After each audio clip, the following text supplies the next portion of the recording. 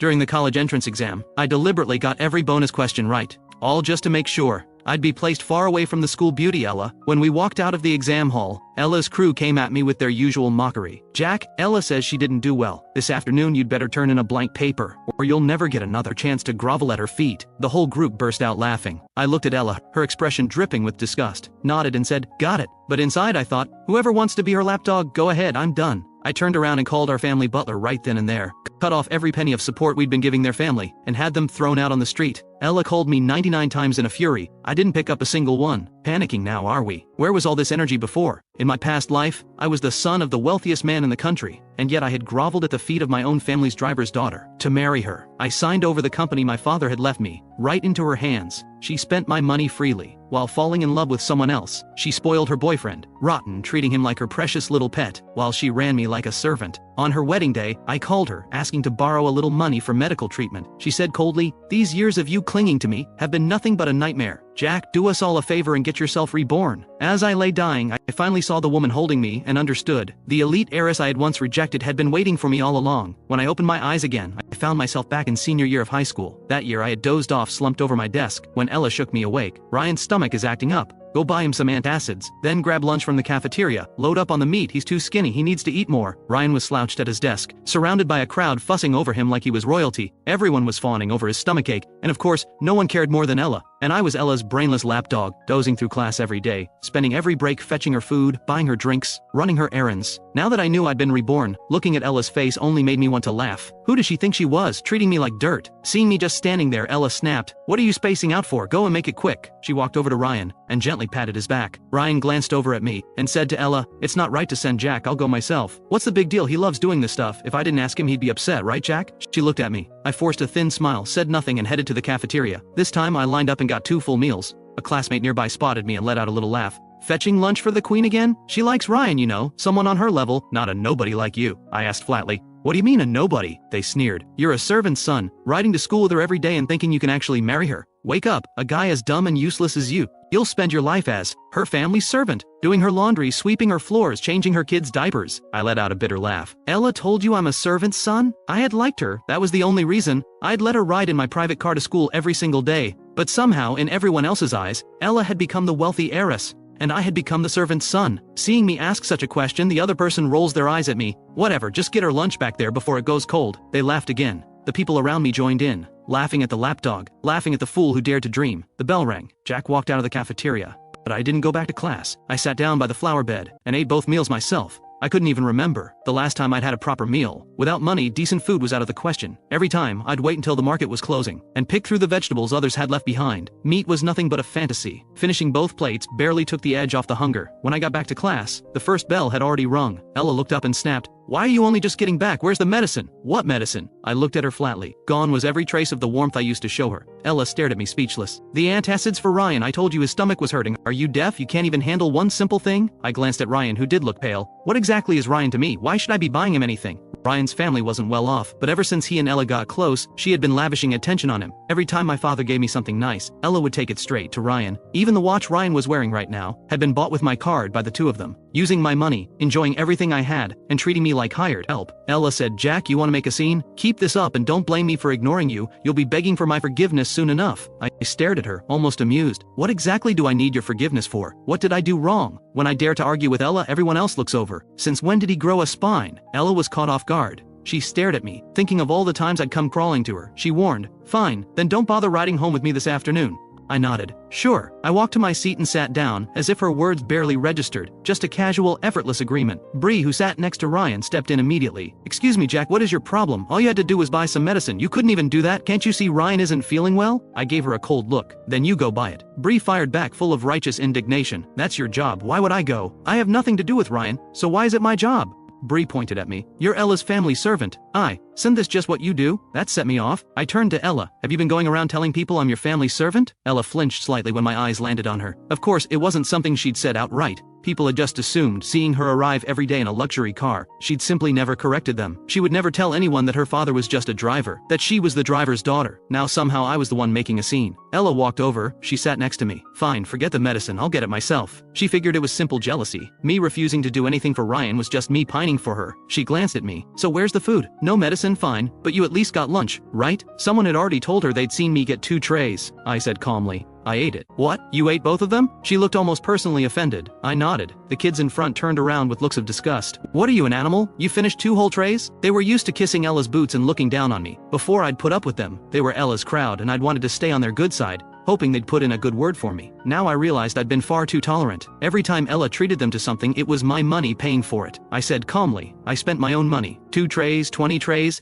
it's nobody's business but mine. The kids in front went quiet, their expressions darkening. One of them muttered, his own money? Doesn't Ella's family pay for everything he has? But Ella was already fuming, especially over the fact that I hadn't brought her lunch. She hadn't eaten at all. The anger boiled over. Jack, you brought this on yourself, she said. Let's see how long you can keep this up. She stood up and grabbed her things, then said to Bree, switch seats with me. You sit next to him. Every time she was unhappy, this was her punishment, refusing to sit beside me. After all, I had begged for that seat. She was supposed to be my tutor, sitting next to me so she could help me study. But thinking back, she had never tutored me once. All she ever did was give me orders. She seemed to think the move would rattle me. It didn't. I ignored her completely. Ella hadn't eaten. Ryan was still suffering from his stomachache. She sat nearby, expression dark, shooting a glance at me by the window. This time, Ella was genuinely furious. She was already planning what she'd do when I came crawling back to apologize. After school, the Maybach was waiting at the gate. I walked straight to it without a second glance. By now the whole school knew I'd crossed Ella. Everyone was waiting to watch me fall flat on my face. When I got in without hesitation, the whispers started flying. Didn't he refuse to buy her lunch? And now he's freeloading in her car? A servant's son acting like the young master?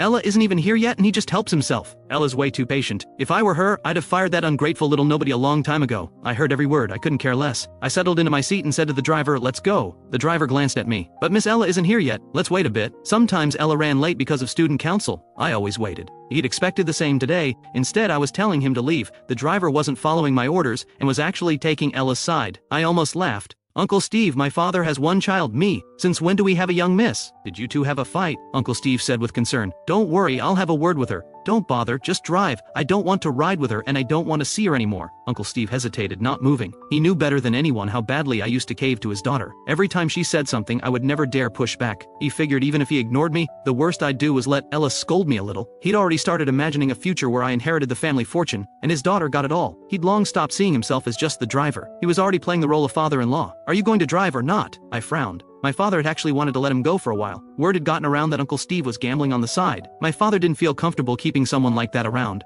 But back then I'd lost my mind. I had defended him every time. Kept him on because as long as he stayed, Ella stayed too. I'd sung his praises. Told everyone he was wonderful to me. That was the only reason he still had this job. And now he wouldn't even listen to his own employer. They arrived. The moment Uncle Steve spotted Ella at the gate, he jumped out of the car. Ella walked over with Ryan, her arm steadying him. Uncle Steve opened the door. Ella moved to help Ryan in. Because of my feelings for Ella, just to keep her close, I had let Ryan tag along every single day. The driver would drop Ryan off first before taking us home. And in the mornings I'd get up early just to pick Ryan up first. Before Ryan could get in, I spoke up. Didn't someone say she wasn't riding with me today? And yet, here she is at my car. The crowd watching couldn't believe it. What is Jack's problem? That's Ella's car. Right, he's not letting her get in? They all started talking at once. Ella stared at me, her expression stiff. She had no idea what had gotten into me today. I wasn't giving her any way out. Do you have to do this? I decided to forgive you for lunch. Jack, if you keep this up, I don't need your forgiveness. Go home on your own, don't ride with me. Ella's face went pale, then flushed. She knew, in everyone's eyes, she was the wealthy girl. If she didn't get in this car, her whole image would fall apart. So she reached in and yanked me out of the car, then helped Ryan in. Ella, don't push it. I'll admit, she actually got to me. I had forgotten so much from before.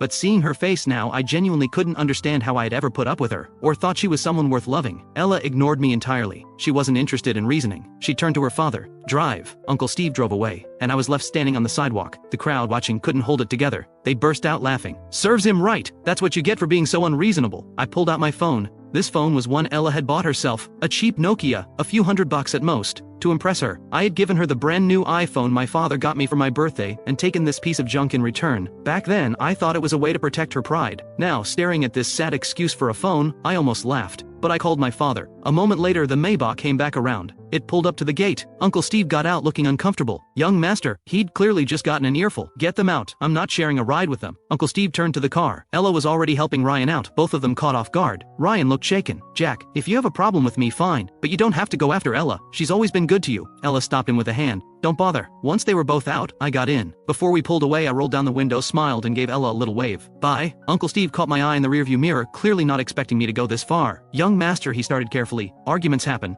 Don't take it too hard. I'll have Ella come apologize. Though without a ride, she'll probably have to take the bus. Who knows what time she'll get home. Everyone else can take the bus. Why can't she? Uncle Steve, have you forgotten who signs your paycheck? If you have a problem with me, you're welcome to quit. Lecturing me. All because he thought his daughter had a shot at my family's money, he'd stop treating me like his employer. If I hadn't called my father, he would have left me standing there without a second thought. Uncle Steve went quiet immediately. Back home, Auntie Chen met me at the door. Young master, you're back alone? Where's Miss Ella? There is no Miss Ella in this house anymore, I said. Auntie Chen blinked. When did the young master finally come to his senses? I had treated Ella so well for so long, that both she and her father had completely lost sight of their place. Auntie Chen had wanted to say something many times. She never dared, because she knew it would upset me. Now hearing this from me, she was genuinely moved. She looked at me. She had always been the kindest to me among all the household staff. But before, because she used to manage things around Ella, I had unfairly resented her for it. After Ella took over the household in my past life, Auntie Chen was the first one she drove out. Thinking back on everything, looking at her now, my eyes stung. I'm heading upstairs, I told her. Of course. Oh, Miss Sophia is here. Should I send her away? Sophia came by the house often, but because my father had arranged her for me, and I was obsessed with Ella, I had resented Sophia's very existence. Every time she came, I refused to see her. I'd just have someone send her away. In the end, we had barely crossed paths at all, but as I lay dying, it was her people who got me to the hospital. She had never forgotten that she was my fiancée. I stopped Auntie Chen.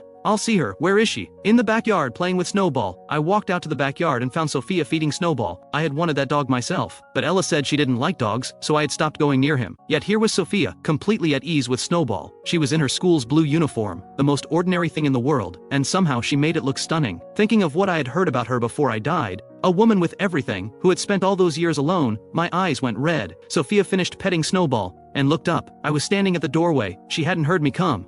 She started toward me, then caught herself, remembering how much I had always disliked her, and stopped. Young Master Jack. Sophia was beautiful but composed beyond her years. She was the same age as me, yet she carried herself like someone in her mid-20s, and academically she had held the top ranking in the entire province. She was the one person Ella couldn't stand. Ella always said Sophia's success was just a product of privilege, that her family had given her every resource and advantage. That was the only reason she could be this good. If I had what she has, I'd be just as good. Every time Sophia's grades came out, Ella couldn't hide her irritation, and I had let that feeling infect me. I had started treating Sophia like an enemy too. But thinking about it honestly, we had barely even spoken. She had never done a single thing to me. This time I kept my feelings in check and asked quietly, "Did you need something?" "Just came to check on you," Sophia said. When I didn't respond, she read the room gracefully. "I know you don't want me here, I'll go." She hadn't even expected to see me. She had really just come for Snowball. The fact that I had come out at all was already more than she had hoped for. She was about to leave. I spoke before I could stop myself. "Do you want to stay for dinner?" Sophia froze. She looked at me with genuine surprise. "Is that okay?" The evening sun fell across me, softening everything. "Of course it is." Ella wasn't back yet. She was dropping Ryan off. In the past, I would have held dinner for her without question. Seeing me ready to eat this early, Auntie Chen was surprised. "Are we not waiting for Miss Ella?" "What for?" The household staff had grown so used to watching me revolve around Ella, that now that I'd stopped, they didn't know what to do with themselves. Auntie Chen didn't push further. "Of course, I'll get everything ready. Also, let Uncle Steve know he doesn't need to come in tomorrow. Or ever." Auntie Chen paused, then caught herself. It wasn't her place to ask. Understood. With Ella's father officially let go, I finally sat down in the dining room. Sophia had been sneaking glances at me. The moment I sat down, she quickly looked away. I hadn't expected her to be this flustered. It made me want to tease her a little. "Why won't you look at me? Am I that bad to look at? My grades might be terrible, but I'm not hard on the eyes. If Ella hadn't dragged me down the way she did, I would never have ended up the way I did." Sophia turned back to me, expression perfectly calm. "You're not, but if you looked closely." Her ears had gone completely red. I smiled. "By the way, I heard your grades are incredible." She wasn't used to me being warm with her. "They're all right," she said. "Do you know any good tutors? I could really use a recommendation." Counting on Ella was obviously no longer an option. This time around, I wasn't going to coast through life assuming my father would protect me forever. I had barely cracked a textbook in my past life. While I still had the chance, I was going to fix that. Sophia had connections. A tutor she recommended would probably actually be worth something. A tutor? What about Ella? She had heard that my tutor was a classmate, which was why Ella had been living at my house all this time. She's been let go because Ella had never respected me. She had zero patience for tutoring me, and every penny I'd paid her had been completely wasted. Sophia looked surprised. I was clearly serious. This wasn't a joke. She picked up her glass and took a sip, steadying herself. "I don't have a tutor. I've always just studied on my own. If you don't mind, I could come every day and tutor you myself." She didn't really expect me to say yes. Given that I had never even spared her a glance before, being invited to dinner was already far beyond what she'd hoped for, so when my face lit up the way it did, she wasn't prepared. Really? Sophia nodded, almost flustered by my reaction. Whenever you're ready. Absolutely, I said, genuinely happy. Of course, I just don't want to take up your study time. It won't, Sophia said, her face calm, but her eyes soft in a way that was hard to miss. It won't affect me at all. She had already finished the entire high school curriculum and had a guaranteed university placement, but she didn't say any of that, afraid it might put me off. Then thank you, I said. My grades are terrible, just don't give up on me. Ella had good grades too, but not a drop of patience. If I didn't get something on the first explanation, she would just yell at me. My grades had actually been average before.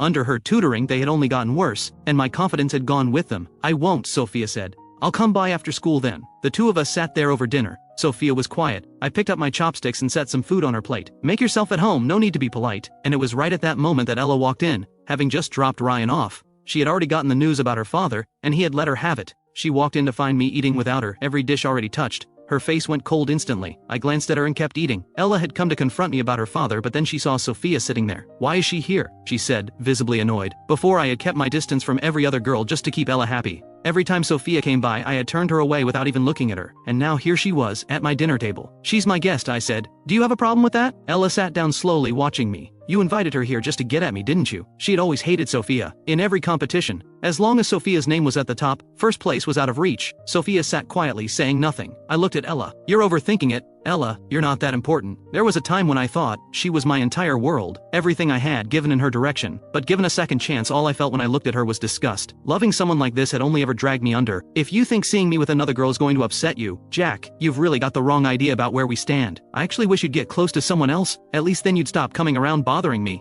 With that, she got up and went straight upstairs to her room. I was speechless. Once Ella was gone, I caught the shift in Sophia's expression. Something complicated had moved through it. Don't listen to her, I said quickly. I wasn't entirely sure she wouldn't take it the wrong way, but Sophia said nothing. She had gone quiet, her warmth replaced by a noticeable chill. After dinner, I walked her to the door. Take care on the way home. Okay. She left without another word, quiet as always. I went back inside. Ella was coming down the stairs. She had changed out of her uniform jacket and was wearing just a short-sleeved shirt. For all the terrible things she had done, she really was beautiful, soft-looking, almost gentle. That was exactly how she had fooled me before. Now Ella turned to me and said, "Why did you fire my father?" She hadn't brought it up in front of Sophia. She couldn't afford to let anyone know she was just the driver's daughter. Making a scene in front of Sophia would have been humiliating. Do I need to explain myself to you for firing a driver? That's my father, Ella said. Everything today was my call. He had nothing to do with it. If you want to punish someone, punish me. Go ahead, fire me too. The word fire gave me a second wind. I looked straight at her. Gladly. What did you just say? Ella stared at me. You've always thought I was stupid, haven't you? Fine, it's over. Pack your things and move out. I'll find a different tutor. Ever since you started tutoring me, my grades have only gotten worse. Frankly, you're not worth what I've been paying you. Ella thought I was bluffing. She couldn't believe I was actually going through with it. Your grades are bad because you can't keep up. I explained the same problem to Ryan once and he gets it immediately. And you? You're hopeless. That's on me for even trying. It's the same even if you switch to another teacher. No one can teach you more. The problem is you. She was still putting this on me. Get out of my house, Jack. Ella's brow furrowed. You're still a student. Focus on your studies. All you ever think about is chasing after me. No wonder your grades are a disaster. What are you even talking about? Ella let out a cold laugh. These little games of yours, you're just jealous that Ryan and I are close. You feel bad just because I don't want to be in a relationship with you. I just want to focus on school and get into a good university. Unlike you, even if you never studied a day in your life, your family's money would take care of everything. So don't expect anything from me. I stared at her. For a moment I was genuinely stunned. Then it hit me. Who said anything about being together? Ella, where does this confidence come from? Do you actually think I want to be with you? Without me, you are nothing. Ella just thought I was being stubborn. Think whatever you want, but I'm warning you, if you invite Sophia over for dinner again, don't expect me to acknowledge you. She turned and went straight to her room, slamming the door behind her. Quite a temper, as if this were her house. I went to my room and called Auntie Chen. Tomorrow, move Ella's things out of her room. There's no room in this house for someone who wants to walk all over me. I got Sophia's number from Auntie Chen and saved it. Then I sent her a message. Did you get home okay? No reply. The next morning I woke up on my own time. No more early pickups for Ryan. I could finally sleep until I was ready. I assumed Ella would be gone. Instead, she was sitting at the dining table waiting for me. I found a seat and started on my breakfast. Every day, rushing out to pick up Ryan. I had barely eaten a proper breakfast at home in months. Now I looked up at Ella sitting there waiting, that stubborn expression on her face. Even now she still thought she could play me. I finished breakfast and headed out. Ella followed right behind me. The new driver was already there and opened the door for me. I got in. Ella got in after me. I looked at her. Ella, weren't you the one who said she wasn't riding with me? I remember every word from yesterday. Ella pressed her lips together and said nothing. If her father hadn't pressured her to smooth things over, she never would have. A little money and he thinks he can push people around. Who does he think he is? But her father still needed a job. I didn't waste any more time on her. Just told the driver to take us to school. I stepped out. Ella followed. We used to always arrive with Ryan. Today he had taken the bus. Seeing Ella, he jogged over. His eyes landed on me. Yesterday's scene had confused him. A servant's son, acting like that toward Ella? Seeing us arrive together, he asked, "You two made up?" I didn't bother with either of them. I walked straight inside. Ella watched me go, frowning as I didn't even pause for her. "There's nothing worth arguing about with him," she said to Ryan. Ryan shook his head. "Either way, letting a servant's son treat you like that, you're too patient." "People are talking, Ella. They're saying Jack is the real young master." "Ignore them," Ella said. "My father and Jack have a good relationship. He asked me to look out for Jack. I can't just abandon him." That made sense. If it was for her father's sake. Ryan relaxed slightly. I got to class. Bree was already there, blocking my seat. "Move," I said. Bree looked up at me. "You've got some nerve. Yesterday you just left Ella and Ryan stranded at the gate and had the driver take off." I looked at her and laughed softly. "My car, my right. Who are you again?" My confidence caught everyone off guard. "Are you saying that Maybach is yours?" "What else would it be?" I said flatly. Bree let out a short laugh. "Please, we all know exactly who you are, Jack. You think you can play the young master here? Really? Word is that driver is your dad. Your whole family works for the Jungs. Ella's just too kind to make a fuss. Otherwise she'd have thrown you out ages ago. Don't push your luck." Bree was close with Ryan, who was always around Ella. When she said it like that, people believed her. Ella and Ryan appeared at the classroom door. Ella's expression was tight. Because what Bree had just said wasn't really an attack on me, it was an attack on her. She walked over to Bree. "Get back to your seat." Bree shot Ella a reluctant look, clearly sensing her displeasure, and moved her things. Ella sat down next to me again. I didn't react. Her movements meant nothing to me anymore. She was the teacher's favorite and well-liked by everyone. No one would question her changing seats. Bree settled in next to Ryan, still sulking. She said to Ryan, "What is Ella doing? Jack has been walking all over her and she's still protecting him. He's literally living at her place now. Her father asked her to look after him," Ryan said. "That's all there is to it. Don't read into it." "Oh," Bree said. "That explains it. He actually claimed that car was his." Ella's phone is obviously expensive, and the gifts she gives Ryan aren't cheap either, but Jack's phone looks just like mine, and he wants to play rich boy? Who's going to believe that? I checked my phone quietly. Sophia had finally replied, one word, "Yeah, ice cold." Yesterday she had been warm and easy to talk to. Then she left and turned distant, and she'd only just replied to a message I sent last night. Ella was sitting right beside me and caught a glimpse of my screen. The contact name, Sophia. She frowned. Nothing obvious had changed, yet from yesterday onward I felt like a completely different person. I take out my phone and send a message to Sophia. "Still coming this afternoon for tutoring?" Her reply came quickly, one word, "Yes." Good enough. I put my phone away. I threw myself into class, the focus I had never had before. At lunch Ryan came over to get Ella. She glanced at me automatically. "Aren't you going to eat?" My focus today had clearly confused her. No dozing off, and now I was still carefully organizing my notes after the bell. Once my head had been full of nothing but her. Even I have moments when I study seriously. Seeing that I'm still busy after class, Ella can't help but ask curiously. I acted like I hadn't heard a word, ignoring her directly. Ryan glanced at Ella. "If he's not going, let's just go. We can bring something back for him." "Don't bother," I said. Ryan was a good person. At least that was how everyone saw him. Even when others mocked me behind my back, Ryan stayed decent. But I didn't want to owe anyone anything. I gathered my things neatly and stood up, but went my own way. Ryan fell in beside Ella. "What's going on with him? He's completely ignoring you. What did you do?" Ella was just as confused. She wanted to figure it out too. Normally, no matter how cold she was, I would always come crawling back like a needy little dog. But from yesterday onward she hadn't done anything different, and yet here I was. She couldn't figure it out. Ryan said, "By the way, are you inviting him to your birthday party this weekend?" This weekend was Ella's birthday. Last year she had celebrated at the Imperial View Hotel. I had booked everything, organized every detail, and let her invite whoever she wanted from school. One night, hundreds of thousands spent. Every classmate who attended had raved about it. Being invited to Ella's birthday party was considered an honor. This year was no different. I had taken care of everything days in advance. If I hadn't said what I said about firing her, Ella wouldn't have given it a second thought. But after yesterday, and now today's coldness, she couldn't help but worry. If I didn't show up, could she even have the party? She watched me walk away and told herself to calm down. "Don't overthink it. He'll show up, he always does. He would never skip my birthday. Maybe this whole cold act is his way of building up to a surprise." She relaxed slightly. "He'll be there," she told Ryan. "Yeah," Ryan agreed. "He's never missed one." That afternoon, Ella and Ryan had rehearsals for a school event. I didn't wait. I went straight home. Sophia was already there. When I walked in, she and Snowball both came to meet me. Seeing her there, I smiled. Maybe it was the bond we had shared in another life. But every time I saw her now, it felt like something rare and worth holding on to. Sophia blinked at my smile. She was used to the cold, indifferent version of me. All this warmth lately kept catching her off guard. She couldn't quite hold my gaze. I said with a smile, "You're early. Let's head to the study." I led her upstairs. "I ran into a lot of things in class today that didn't make sense to me. I was hoping you could help." We sat down in the study. That seat beside me had always been Ella's. But even if she sits here, she never teaches me seriously. She would have said I was the one wasting her time. Sophia sat beside me and pulled out 2 practice tests. She wanted to gauge where I was starting from. I worked through them carefully and handed them over. Sophia looked them over in silence. I shifted uncomfortably. Sorry, I really am hopeless. It's not your fault, Sophia said. Your approach to studying just needs work. Let me start with the basics, is that okay? I nodded. When Sophia is teaching, she keeps her head down the whole time, never looks at me and lectures very earnestly, but her explanations were clearer than anything I had ever heard.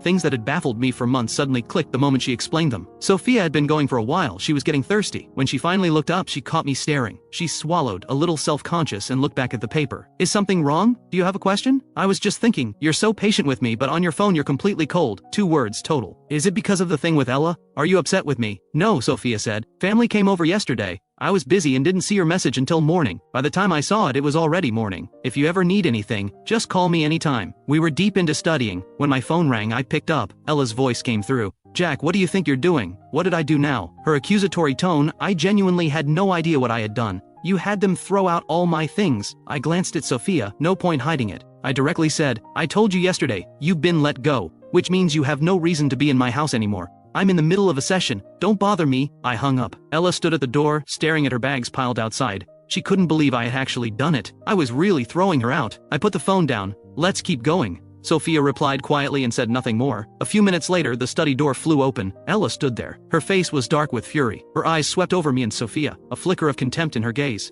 Seeing her appear here, I stand up and ask, what do you want? I thought you didn't like me. I thought I wasn't good enough. And now you're the one who can't let go. Ella stepped forward, voice sharp. Do you find it funny humiliating me like this? Sophia stood up instinctively and moved in front of me. Humiliate you? Seeing Ella so angry, I retort. I think you've got this backwards. How exactly did I humiliate you? Ella, I'm the one who's been humiliated. I paid for everything in your life, and while you and Ryan were inseparable, I followed you around like hired help, serving you both, swallowing your coldness every single day. You don't call that humiliation? All I had done was take back what was mine, and she called that humiliation. Ella's lips pressed together. Don't think bringing someone here is going to pressure me into anything. I will never like you. I will never be with you. Let me make that absolutely clear. She turned to leave and walked straight into the door. I opened the window, the sound carrying down below. I watched her come downstairs, pick up her bags and walk away without looking back. Clean exit. Ella had always been proud in front of me. Poor family, but a spine made of steel. No matter how much I gave her, she had never bent for money. That was what I had loved about her once. Now it just seemed absurd. Sophia looked over at me from across the room.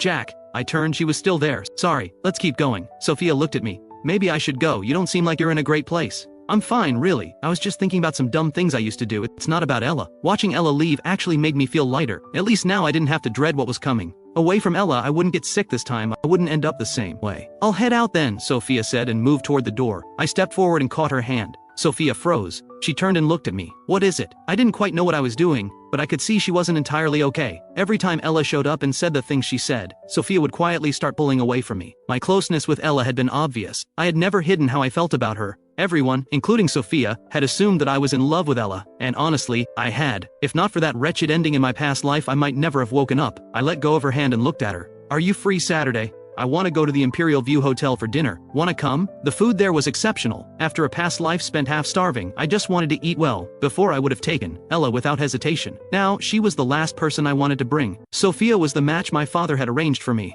As long as I didn't ruin it, she would probably become my wife after graduation. I used to resent my father for making the arrangement without asking me, but looking at it now, she was every bit as beautiful as Ella, and on top of that she had a far better family. She chose me. If anything, I was the lucky one. You're not going with her? Sophia said. She meant Ella. So you want me to be with her? I asked. You want me to go back to avoiding you? Of course not, Sophia said without hesitation. Then it's settled. See you Saturday. Saturday afternoon. I arrived a little late. At the entrance I spotted plenty of familiar faces, all dressed up and looking their best. Bree caught sight of me first and let out a laugh. Jack, you actually showed your face here. I frowned. Why can't I come? The owner here is a close friend of my father's. I'm a very important person. I come whenever I want. Give me one reason I shouldn't be here. Bree snorted. Ella hasn't given you the time of day all week, and now you're showing up to her birthday party? The nerve? Ella's birthday. Right, that was today. I had been so focused on studying lately that it had completely slipped my mind. If they hadn't mentioned it, I might not have remembered at all. I had already made arrangements with the hotel. This was Ella's 18th birthday. Last year I had thrown her an enormous celebration here. Everyone had talked about it for weeks, but it was also on that day that I found out about Ella and Ryan.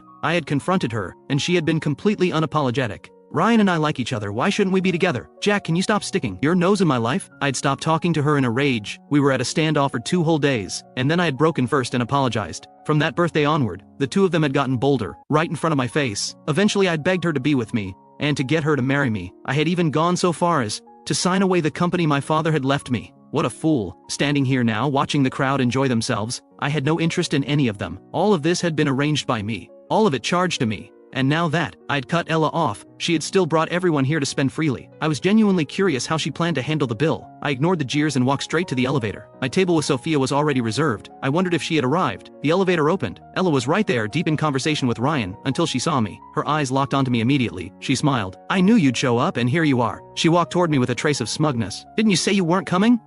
Don't think showing up means I've forgiven you. I'm still angry, Jack. Every time. She used her anger like a leash. I looked at her, the corner, my mouth lifting. Did you need something? Aren't you here for my birthday? Ella said. Why would I be here for your birthday? You didn't even invite me. You've got a whole crowd of people. You won't miss one. What is that supposed to?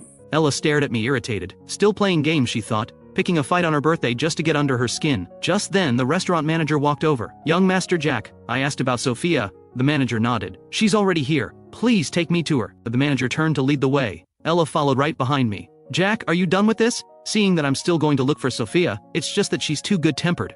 I glance at her. I'm not the one making a scene. You are. You told me to stop following you around, said I was annoying, now I have, so what's the problem? Your boyfriend is waiting, I say, glancing over at Ryan, who looks like he wants to follow us but thinks better of it. Ryan has never seen Ella come to me like this before. Of course, I know exactly why she's doing it. It's not me she can't bear to lose. It's the money in my pocket. She never liked me. Yet she accepted everything I gave her without a second thought. She'd say no with her mouth, then take it with a smile. Now that I'm pulling back, she's panicking. After all, she's been planning this birthday party for so long. She can't let it fall apart now. Ella says, if this is about me and Ryan, I can keep my distance from him. So can you please stop causing trouble? For the first time ever, she's the one backing down. That alone tells me how much this party means to her. Then again, if she didn't care about appearances, she never would have built that rich girl image at school, and she certainly wouldn't have invited half the school to her birthday. Turns out she's afraid of looking bad after all. I've seen Ella play the cold, untouchable queen. Watching her fold over a birthday party is something else entirely. I find it rather entertaining. I give a slow nod. Right. It's your birthday. Wouldn't want to ruin everyone's fun, would we? I turn to the manager. I made a reservation here. The Jade Hall under the name Ella. The manager checks her records. Yes, that's correct, young Master Jack. Since today is her birthday, go ahead and let her use the hall. I look back at Ella. That works for you? Ella breathes a sigh of relief when she sees I've softened my stance. She looks at me and says, so this was all just to break me and Ryan up. You can't stand seeing us together. You're overthinking it. I don't care who you're with. Ella, give it time. You'll understand. Without me, you're nothing. The manager stands quietly to the side. My words strip Ella of every shred of dignity. I'm done with you, she snaps and walks away without looking back. The manager glances at me. I'll have the Jade Hall prepared right away. I nod. One thing, nobody leaves until she settles the bill herself. Not a single person. Understood, young Master Jack. Once everything is in order, I go find Sophia. Ella makes her way back to Ryan. Ryan sees her dark expression. How'd it go? What did you two talk about? Nothing worth mentioning, Ella says. She glances at Ryan, steady, gentle, attentive as always, as if she'd ever break up with Ryan for Jack's sake. Dream on. Once this party is over, she's cutting Jack off completely. Not even a polite smile. Sophia isn't in her school uniform today. She's wearing a dress. The style is simple, but on her it carries an effortless elegance. When I walk in, she's absorbed in the menu. She hears me and looks up, our eyes meeting. I smile. Been waiting long? No, I just got here too. Sophia studies me for a moment. I'm in a plain tee today, bright and easy looking, though I'm on the thin side. I slide naturally into the seat beside her. Sophia didn't expect me to sit so close. She stiffened slightly. There are plenty of other seats. I don't notice her discomfort. Have you ordered yet? Not yet, still looking. Let me see. I lean over, reading the menu right alongside her. Sophia can't focus on the menu anymore. Her attention keeps drifting to me. Whatever shampoo I use, it smells good, clean and fresh, not overwhelming at all. I'm in the mood for something bold and heavy. It's the kind of thing that makes you feel alive. Those days of illness, never enough food, never warm enough, never able to sleep, those days were pure torment. Even now, reborn, I sometimes dream I'm back in that life. The food is fiery. I fan my mouth with my hand. I reach for the watermelon juice and take a sip. Sophia asks, do you like spicy food? It's fine. I look up at her. You? I do too, she says, playing along. She picks up her chopsticks and helps herself. We're in a private room, a server standing quietly nearby. A short while later, the owner of the Imperial View Hotel walks in. His name is Miles. I greet him politely. Uncle Miles. Miles looks at me with a smile. Jack, you're here too. The way he says it tells me he didn't come for me. Sure enough, he heads straight for Sophia. Miss Sophia, he says respectfully. Welcome to our hotel. Please don't hesitate to let me know if anything falls short. He knows who Sophia is because of his close ties with my father. Most people have no idea who she really is. No one knows the Sophia family's youngest daughter from the capital is quietly living here in this city. Sophia gives a brief acknowledgement and goes back to eating. She's so cold. I always thought she was warm. Seeing her now, I realize Sophia just doesn't like talking to people. Miles stands there a moment, pours her water himself. She says nothing. A keep your distance energy fills the entire room. Finally, Miles reads the room and says, I'll leave you to enjoy your meal. Take your time. Uncle Miles, wait, I stop him. At the sound of this voice he stops walking, then he turns back. Young Master Jack, is there something you need? His smile is warm and genuine. The kind of person you can't help but like. It's why I've always had a good impression of him. But if my memory serves me right, in my previous life, the Imperial View Hotel caught fire just 3 days after Ella's birthday party. The kitchen fire suppression system was inadequate, and when the fire broke out, the extinguishers were completely useless. The fire even claimed lives. The Imperial View had been the finest hotel in the city. After that, it never recovered. Word was that Miles fell gravely ill from the blow. I look at him and ask, is your hotel's fire safety system in good shape? Miles looks at me, caught off guard. That's an unexpected question, young Master Jack. Just a feeling. Might be worth having someone take a proper look, especially the kitchen. Rest assured, Miles says. Our fire safety is top-notch. We take full responsibility for our guests. I hold his gaze. Uncle Miles, why not go check yourself? My persistence draws a flicker of displeasure across his face. He fixes me with a look. What exactly are you implying, young Master Jack? You don't trust my word? Your father and I are old friends. He knows exactly what kind of man I am. I run an honest business. This feels like a personal slight. I'm close in age to his son. In his eyes, I'm just a kid who doesn't know better. Sophia speaks. If he says so, it wouldn't hurt to take a look. Since Miles walked in, she hasn't said a single word to him. She gives brief answers when he speaks to her, and yet even now those few words carry weight. Miles respects her enough to comply. Alright, I'll go right now. Sophia is utterly composed, and her background speaks for itself. She's close to my age, yet somehow her words carry a weight mine simply don't. After Miles leaves, I look at Sophia in surprise. Why did you help me? I ask because I know what's coming, but from Sophia's perspective she should have no reason to believe any of it. Sophia looks at me. You spoke up. Of course I'd back you. What if I was just making it up? So what? Sophia says. Even if it's nothing, all it costs him is a walk to the kitchen. She says it all so calmly. But watching her, I feel something warm rise inside me, like being truly believed by someone. I think back to the day of my diagnosis. No one wanted to believe I was a victim. They all said it was my own recklessness. If I had been reckless, I'd have accepted it. Everyone pointed fingers. Everyone looked at me with disgust. In time, even I started to hate myself. But it was Ella who had arranged it. Someone had deliberately used a contaminated needle on me at her instruction, all so she could have an excuse to refuse the marriage.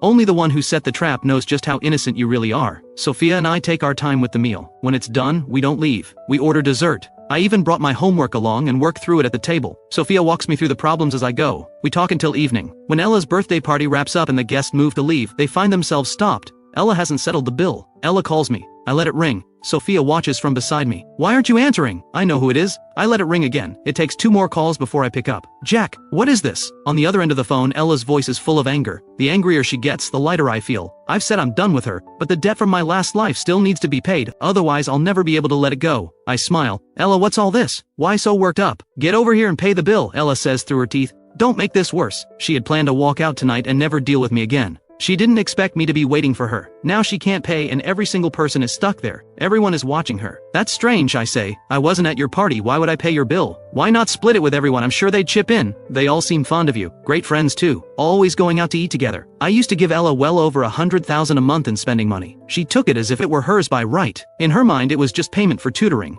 All perfectly fair. She was generous with it too, always treating people to meals. Everyone thought she was loaded and flocked to her accordingly, but every coin of it was mine. Ella says, Jack, does it really have to be like this? What do you want from me? Just tell me what it takes for you to come pay. Well, I say, if you're asking someone for a favor, you ought to sound like it, don't you think? I hear her exhale sharply on the other end. I'm not her lapdog anymore. Of course she's furious. I smile. Not willing? Alright then, I'm hanging up. Please. Ella grits the word out, knuckles tight around her phone. The hotel staff has them all held at the door. There's no way out. I hang up and get to my feet. I'll be right back, I tell Sophia. I make my way to the Jade Hall. The classmates from the party are all still inside. None of them have been able to leave. Every pair of eyes is on Ella, waiting for her to pay. The atmosphere is painfully awkward. Ella has nowhere to go. She stands there under everyone's gaze, with no way out. The moment I walk in, the manager approaches. Young Master Jack, she says politely. I look around at the crowd, all dressed up and looking their best. This afternoon they look down at me. Now that same crowd can't even afford to walk out the door. Nothing more humbling than being trapped with an unpaid bill. I smile. What's going on? Isn't this supposed to be a birthday party? Nobody looks very happy. I take a deliberate look at Ella. Her expression is darker than anyone else's.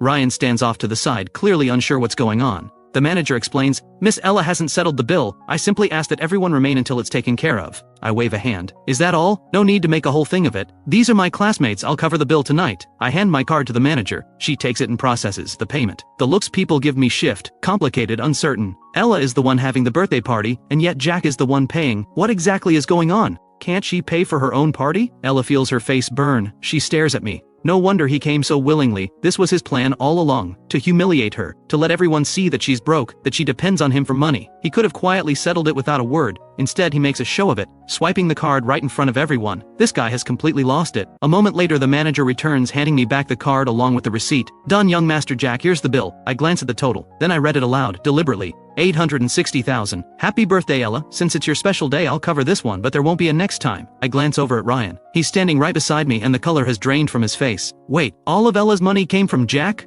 Wasn't she supposed to be from a wealthy family? The scene unfolding before them is a slap in the face for everyone present. Bree steps forward and faces me. Jack, what kind of joke is this? Just because Ella's money passes through your hands doesn't make it yours. You're just the housekeeper's kid holding it for her. What exactly are you so smug about? Your family lets the help manage your money? I look at Bree and smile. Since you brought it up, I'm not the housekeeper's son. Let me set the record straight. I'm not. Her father was my family's driver. He left me stranded at the school gate to drive Ella and Ryan instead. He's been dismissed. If you don't believe me, ask Ella yourself. I turn to look at her. What do you say, Ella? She glares at me, eyes full of bitter resignation. She has never, not once in her life, no matter how hard things got, been made to feel this humiliated. And now everyone is watching her fall apart. But she can't say a word, because there's a real chance he takes his money back and leaves her stranded. She ignores me and walks out. Ryan watches it all, then follows her out. The whole scene is unbearable, but he has no choice. What he hadn't expected, though, was that she's the driver's daughter. Then why had she been pretending to come from money all this time? Once they're both gone, I glance around at everyone still in the room. Nothing more to see here. You're all free to go. Take care on the way home. It's getting late. One by one they file out of the Jade Hall. I watch them go, then step out myself. The manager walks me toward the exit.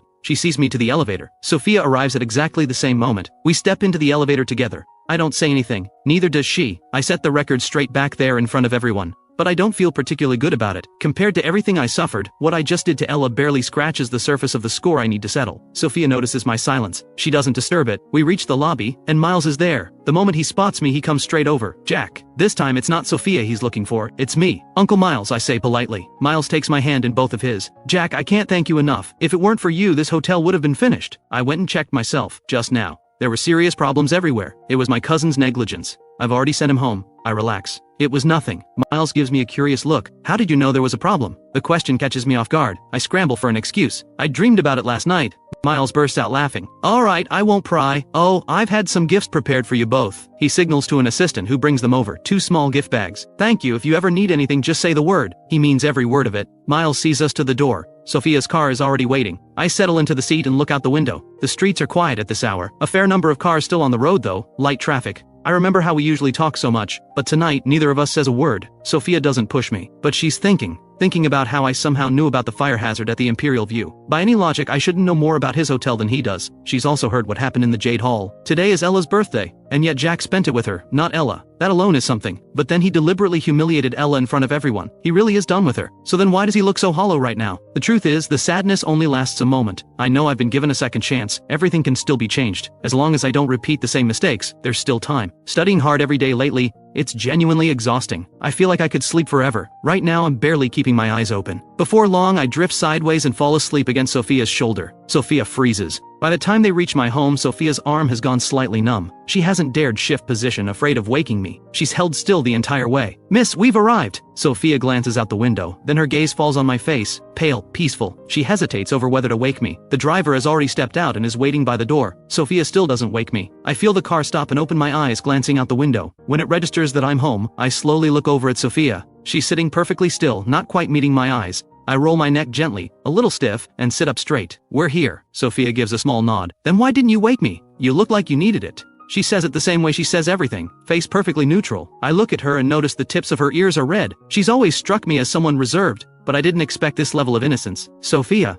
She hears her name and meets my eyes. Are you afraid of me? No. Then why do you avoid looking at me? When we're together, you act like I bother you. Sophia gives a quiet cough. I'm just not used to being this close to someone. You're the first. I can't help laughing. Then why didn't you ask me to move? Something in my words seems to prompt her, as if to prove she's the one in control, and she asks, why did you and Ella fall out? I thought you liked her. The question catches me off guard. I stare at the empty street ahead. I just realized I don't. A beat. What? Nothing, I'm heading in. I step out of the car. At that moment the front gate slowly swings open. My father Owen appears in the doorway. The moment I see him, something inside me lights up. Dad, you're finally home. Dad is always busy with work. Most of the time I'm alone in that house. There are plenty of staff but few who can actually keep me in line. That was one thing, but even my father spoiled me too much, always putting my happiness first. Being spoiled by him, those were my most carefree days. In my previous life my father told me to stop chasing after Ella. I wouldn't listen. Seeing him now, all I feel is warmth. Standing before him, a long-buried ache rises to the surface. I throw myself into his arms. The tears come before I can stop them. Maybe it's only in front of the people closest to you that you let yourself break. Dad had been ready to play the stern father when I came home so late.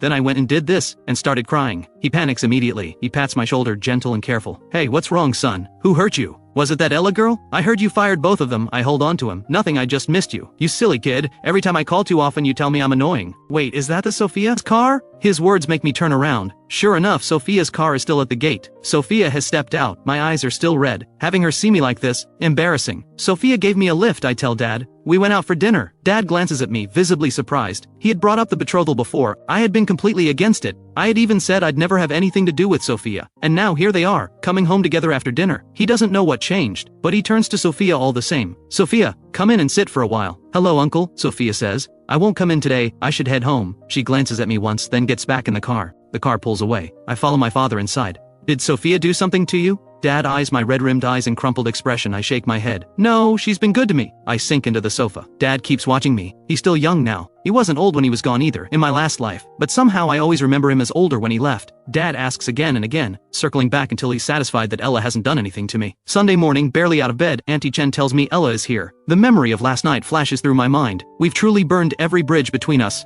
Ella should know by now. I'm not going to indulge her anymore. And yet here she is. I come downstairs to find it's not just Ella. Her father is here too. Uncle Steve is seated on the sofa speaking to my father. Mr. Owen, it's all Ella's fault. She doesn't know how to behave. I've given her a good talking to. She won't give Jack any more trouble. My father's brow creases. And since when do you address my son by name? Dad has never liked either of them. The only reason he's tolerated them this long is fear of pushing me away. Uncle Steve realizes his mistake and scrambles to apologize. Young Master Jack, of course. The moment he sees me on the stairs, his eyes snap toward me. Good morning, young Master Jack. I've brought Ella here today to offer her apologies. I look over at Ella. She's seated there, expression dark, saying nothing. Apologies? I don't believe that for a second. Her face couldn't make her resentment any clearer. She's still fuming over last night. There is no way she's here to apologize. Uncle Steve, what are you talking about? I say. Ella hasn't done anything to me, no apology needed. But I heard you let her go. When he himself was fired, he hadn't been half this anxious. His monthly wage wasn't much, and the hours were long. But Ella was different. She barely had to tutor me, and the money she received was substantial. And who knew, maybe one day the entire Jiang family fortune would have ended up hers. Now that things have fallen apart, of course he can't accept it. Over the years she tutored me. My grades only got worse. Besides,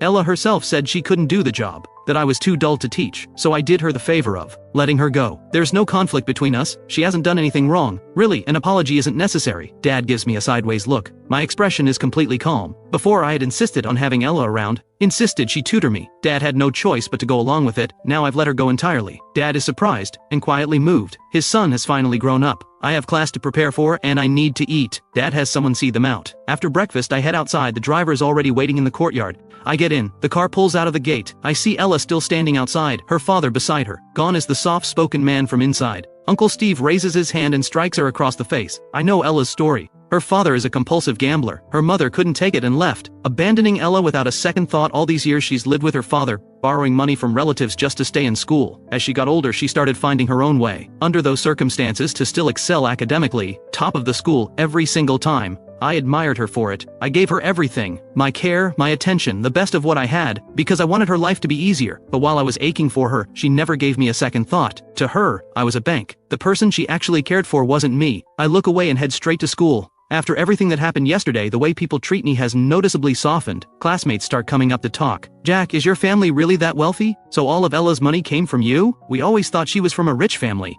You all know now, don't you? Young Master Jack, what about me? I promise I'm way more agreeable than Ella. I look at the girl in front of me. A laugh escapes before I can stop it. Just then, Ella walks in. She catches the girl's words and lets out a cold laugh. Dream on. He'd have to actually want you first. He's already got his eye on someone new. Get in line. New target? Everyone turns at Ella's words. Someone new? Who could possibly top Ella? Is there even anyone at this school who comes close? Hard to imagine. She may no longer have the rich girl image, but Ella's academic record is exceptional, and she's undeniably beautiful. Everyone agrees she's going places. Ella doesn't bother answering the crowd. she just turns her gaze to me. You spent all this time as my lapdog. Just because I wouldn't date you, you turned on me like this? Jack, no matter what you do, I will never like you. You're a poor student who thinks family money buys him the world. You're not even worth a fraction of Ryan. Ella's words remind everyone of my academic record. Dead last in the rankings. Not only was I her lapdog, I'm a complete deadweight too. Before I can respond, Ella brings up last night's party. You were the one who pushed me to invite everyone. I didn't even want to go. And then you deliberately humiliated everyone there. Is that what money means to you? Something to toy with people's dignity? And don't twist the facts. Don't go around saying you were supporting me. That money was payment for tutoring, nothing more. I won't take another cent from you, but don't expect any help from me either. With that, Ella switches seats without another glance in my direction. Every part of her posture says she wants nothing to do with me. There she goes again, rebuilding the cool, untouchable scholar image. Classic Ella. I haven't forgotten the way she came to me last night asking for help. When I saw her father hit her this morning, I felt a flicker of pity. Now I think he didn't hit her hard enough.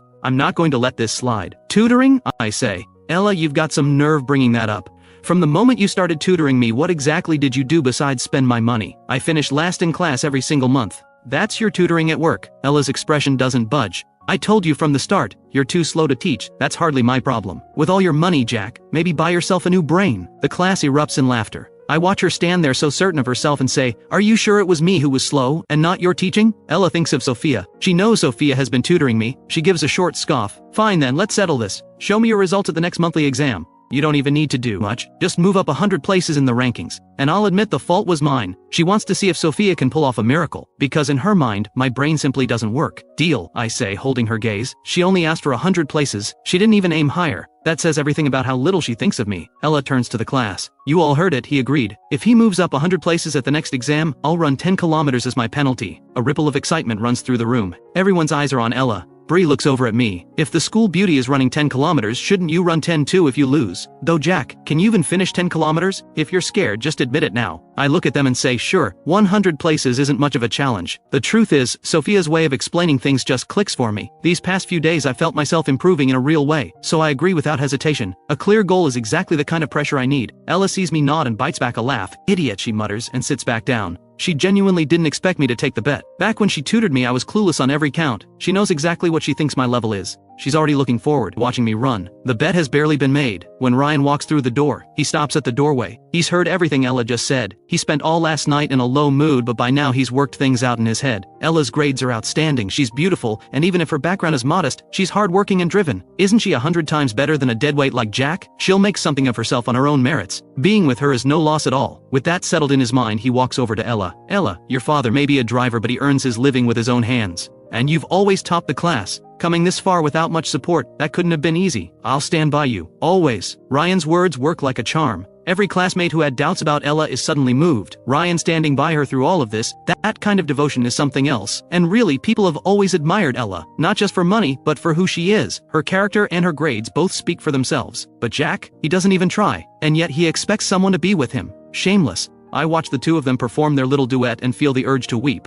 For the sheer drama of it all, truly touching. These two deserve each other. Lock it in. I have only myself to blame for ever getting involved. After Ella's little speech, everyone's decided I'm a complete deadweight. I'd barely shaken off the lapdog label and the housekeeper's son rumor. Now they're keeping their distance again because of my grades. But honestly, I don't care much. Compared to the loneliness and helplessness of my last life, this is nothing. At least I have my family's wealth and parents who love me. I focus on studying and don't bother with the rest of them. After school, Dad drives up with Mom to pick me up. They're both in their 40s now, but they were the most striking pair at their school back in the day, and even now they carry themselves with quiet elegance. Mom steps out of the car, and the moment she spots me, she pulls me into a warm embrace. Then she thoughtfully holds the door open for me. Ella and Ryan have just walked out of school when they see the whole thing. The classmates with them spot me getting into a car with an older woman. Curiosity stirs. Could that be Jack's new person? Ella had mentioned it just this morning. She has to be in her 40s. What's her connection to Jack? The speculation starts immediately. So that's how he has money. He's being kept by an older woman. And here we thought he was something special. No wonder Ella won't touch him. I wouldn't either. At his age, disgusting. Ella hears them talking and doesn't bother correcting anyone. Ryan glances at Ella. Her silence feels like confirmation. A small wave of relief washes over him. Jack's grades are poor, but the money bothered Ryan. Tens of thousands spent in a single night without a second thought. It never sat right with him. He always felt somehow beneath Jack, and he hated it. Now that it turns out Jack is just being funded by an older woman, suddenly everything feels a lot more even. At least Ryan would never stoop to something like that. He'll get where he's going through his own hard work. Someday he'll have everything Jack has, and he'll have earned it. Ryan and Ella board the bus. "I can't walk you home today," Ella says. Now that tutoring Jack is off the table, she's found a part-time job. Her father's gambling debts are staggering and he's always helped himself to her earnings. Now she has no choice but to earn enough to support herself. "Okay," Ryan says simply. "Mom and Dad take me to get a new phone, then bring me along for dinner." By the time we arrive at the restaurant, Sophia is already there. Sophia lives here in the city with her uncle, who happens to be a close friend of my father's. Tonight is something of an official introduction between the two families. Dad has been trying to make this happen for a long time, but I had always refused, too fixated on Ella to give it any thought. So the dinner kept getting pushed back. Today I showed up willingly. Dad is quietly overjoyed. His son has finally grown up and started listening. Over dinner, he and Sophia's uncle fall into easy, cheerful conversation. I sit beside Sophia. I tell her about the bet, that I need to move up 100 places in the rankings. When I finish, Sophia gives only a quiet acknowledgement. I can't tell what she's thinking. "Do you think I was reckless? That the pressure will be too much?" Sophia looks at me. "No. Do you think I can do it? I've been following everything you've taught me lately, but still." "It's fine," Sophia says, meeting my eyes. "Leave it to me. And for the record, you're quite sharp, not nearly as slow as people say." The people she means is obviously Ella. Ella's comments about me being slow. Sophia never responded to them at the time, but she remembered. I smile when I hear it. That's a relief. "Thank you for putting in all this effort with me. It's nothing."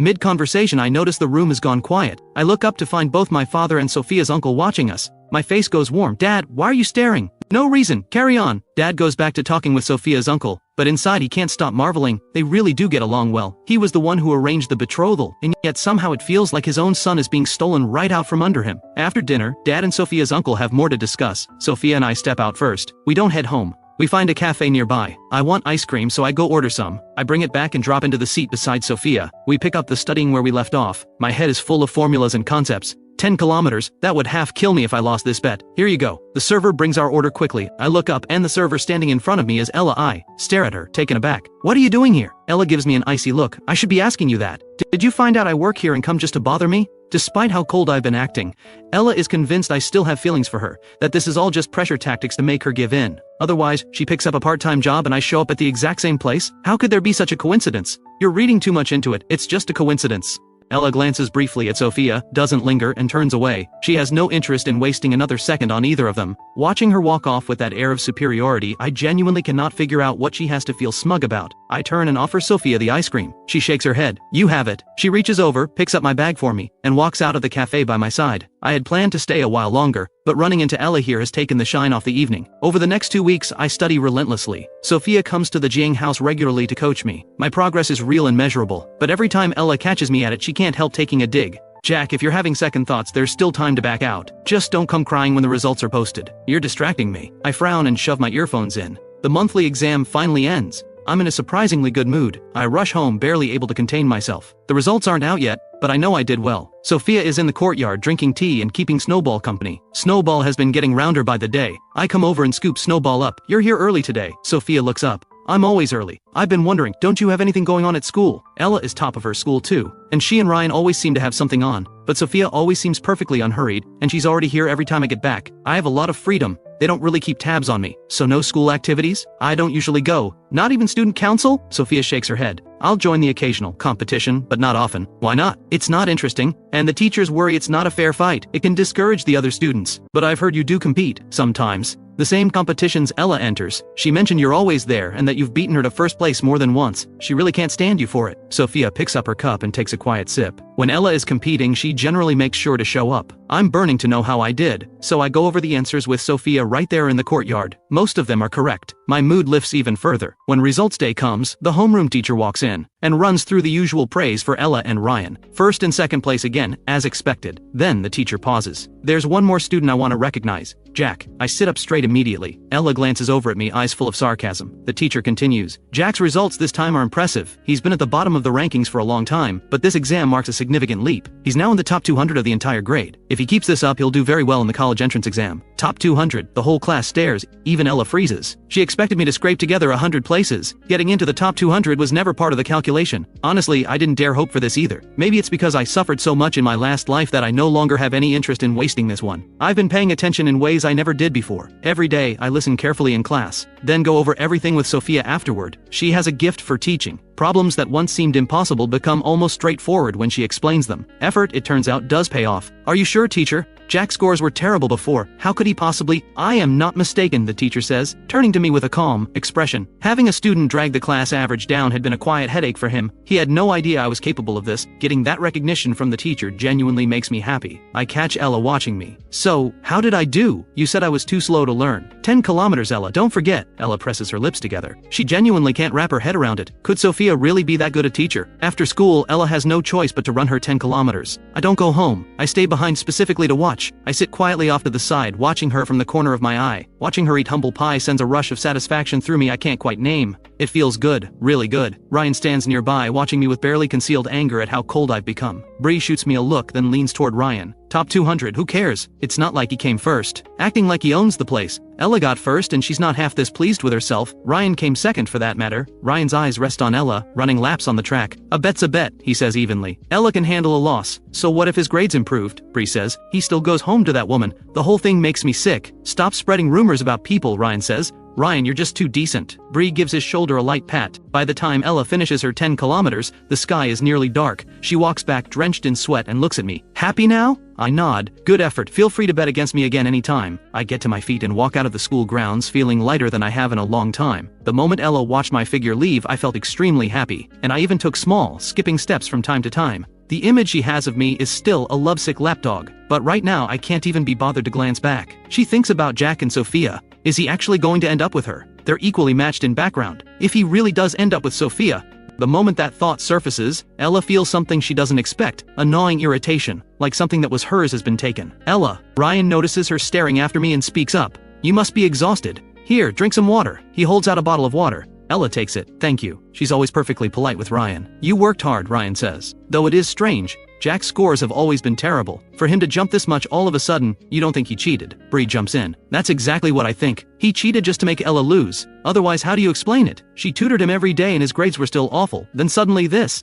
Easy, Ryan says, giving Bree a look. You can't say things like that without proof. If he comes after you for it, don't expect sympathy. I'm going to tell the teacher tomorrow, Bree says. I take the car home, eager to share the news with Sophia. Making Ella admit defeat. Sophia deserves her share of the credit. But Auntie Chen tells me Sophia didn't come today. A small wave of disappointment. I change out of my school clothes and head to the dining room. Dad's been away lately. It's just me in the house. I call Sophia. Sophia is in the pool at home. The housekeeper approaches quietly. Miss, there's a call for you. The figure in the water doesn't seem to hear. The housekeeper adds, it's Jack. Sophia surfaces immediately. She steps lightly onto the poolside. The housekeeper is already there with a towel, wrapping it around her. Sophia answers. The cool composure on her face softens just slightly. Hello? Are you busy? Did I catch you at a bad time? I was just swimming. I heard you didn't come by today, so I thought I'd call. I smile as I say it. My results jumped. I made the top 200. You know what? Ella ran 10 kilometers today. The moment I saw her get put in her place, it felt so satisfying. Sophia moves over to the poolside chair and sits, listening patiently as I rattle on. After a while I ask, are you still there? Still here, congratulations. I hope I'm not bothering you. Not at all. I have time.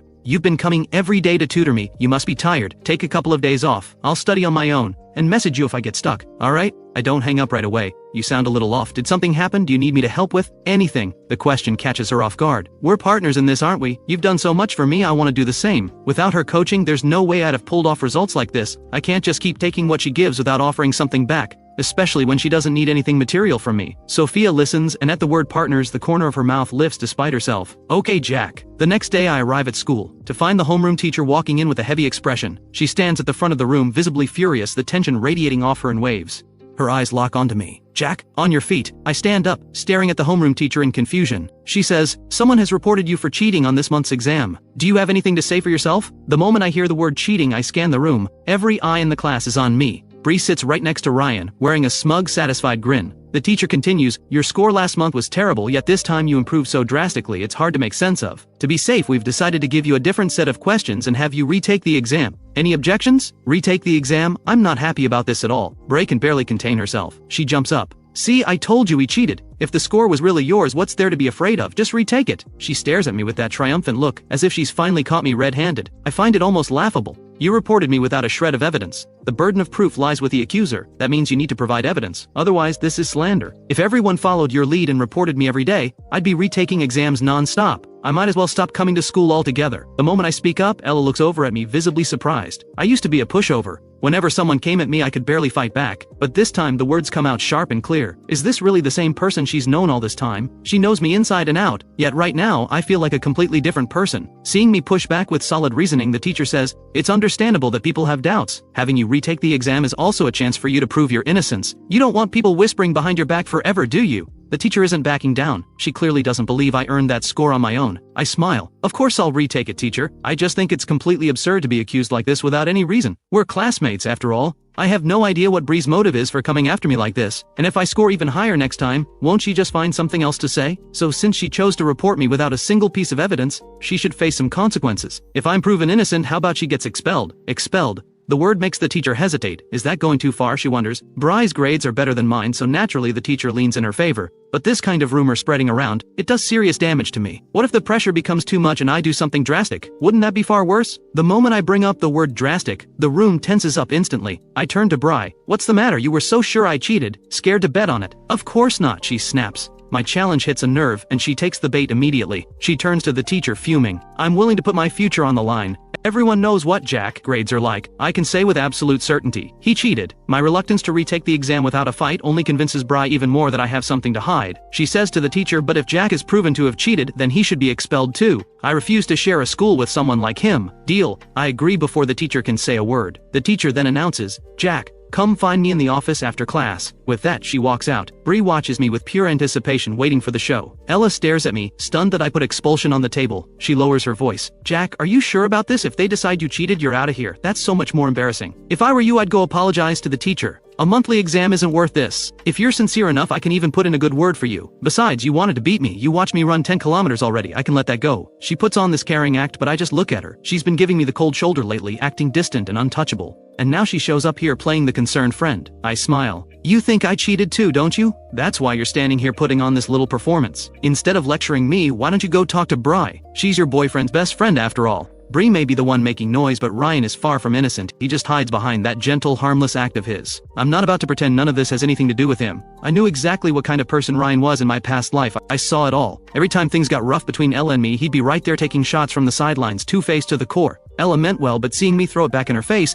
her expression turns cold. "I'm doing this for your own good, can't you see that? For my own good?" I look her over with curiosity. "What's wrong? Waiting tables not working out? Coming back to live off me again?" At the mention of living off me, Ella's face darkens. She says nothing, jaw tight. Things haven't been going well at her part-time job lately. Her schoolwork already keeps her stretched thin, and student council piles on even more. She doesn't get home until late every night, and the pay barely covers anything. I spoiled her into a lifestyle she can't sustain on her own. Now she's finding out just how brutal it is to go from luxury to nothing, and especially because of me, she figured I was just throwing a rich boy tantrum, making her life difficult for a few days. But now something feels off. I've stopped chasing after her completely. No matter how badly she treated me before, I always came crawling back. She just stays silent, no comeback. I smile. "Are you still waiting for me to throw a fit for a few days and then come crawling back to make it up to you? I actually get it. I was used to spending freely too. After I was thrown out with nothing to my name, those days left a mark I can't forget. If you've always lived tight, maybe it's bearable. But when you've known nothing but comfort and then it's all stripped away, the pain is something else entirely. Back then I'd lie in bed every night, just dreaming that Ella would suddenly come to her senses, realize I was innocent and come find me, that she'd take me back. But I waited and never saw it. Not until the day I died.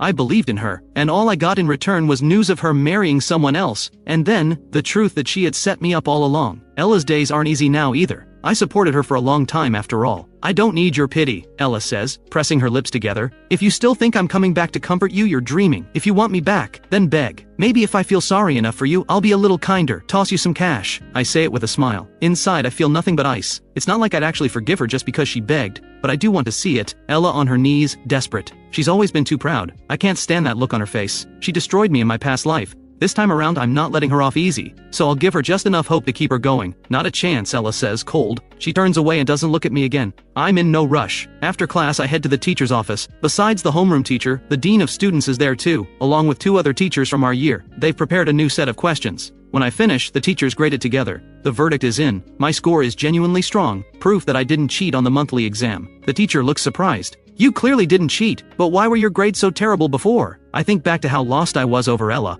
I was immature. I didn't take my studies seriously. Recently, we got a new tutor at home and the results have been pretty clear. Maybe only those who've truly left school behind can understand how precious this time really is. School is one of the few places where effort actually gets rewarded. Step outside those gates, and the world shows you just how brutal it can be. I return to the classroom. The homeroom teacher and the dean come in together to announce the result. Once it's confirmed I didn't cheat, Bry's face falls into pure panic. How is that possible? How did he not cheat? The teacher's expression is stone cold. The attitude in this class has become a real problem. Classmates should be lifting each other up. Jumping to conclusions about someone who's improved is the worst kind of blow you can deal them. I hope everyone takes this as a lesson. I look at Bry. You said you'd leave if I was proven innocent. You're not going back on that, are you? Bree stammers.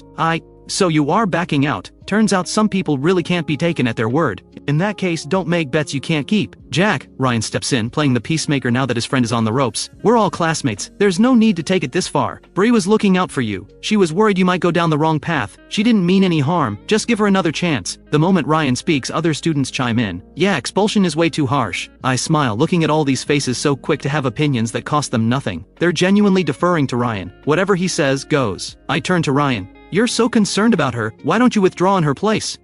Ryan's lips tighten, eyes fixed on me, and within moments his eyes begin to well up, as if I'm the one bullying him. The rest of the class immediately turns on me. Bry's the one who went after you, not Ryan. Why are you dragging Ryan into this?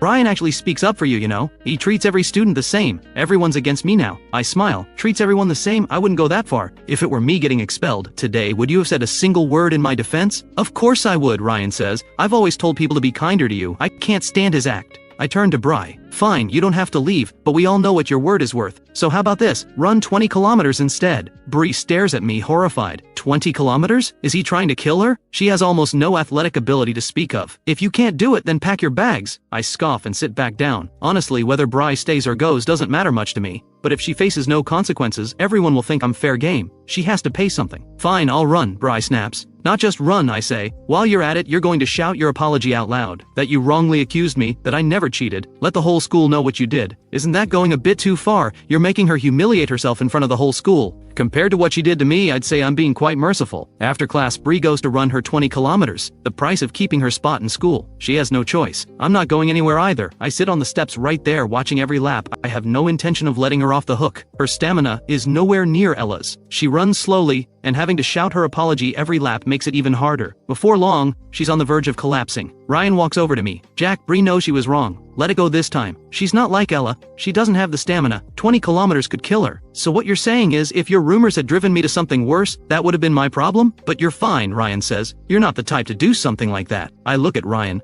The afternoon light hits him from behind, leaving his face half in shadow, impossible to read. That faint air of superiority. I remember, right before I died, Ryan called me specifically to rub it in. Whether he had a hand in what Ella did, I'm still not sure. But he knew. He knew everything. Together they pushed me to my death. And now he has the nerve to stand here and call me out of line. You've got some nerve. How long are you planning to keep up that harmless nice guy routine? You really think I'm going to fall in line like everyone else? Hanging on your every word? If you've got a problem with it, go run in her place. Otherwise, stop talking. Seeing Ryan take the hit, Ella steps in. Jack, that's enough. Ryan was just trying to warn you. If something goes wrong, that's on you. I look up at her. What's this? Saving your hero. Ryan glances at Ella, sees how upset she looks, and sets aside whatever's been bothering him about her home situation. He turns to me. Jack, you hate me and you go after my friends. Is this about Ella? If you think I took her from you, fine, take her back. Ryan, Ella says sharply, don't say that. I have absolutely no feelings for him. Ella rushes to reassure Ryan, the two of them so devoted, so perfectly matched, and I'm left looking like the bitter scheming third wheel. I laugh. Keep her, Ella. I don't do recycling. Before Ella can respond, I continue.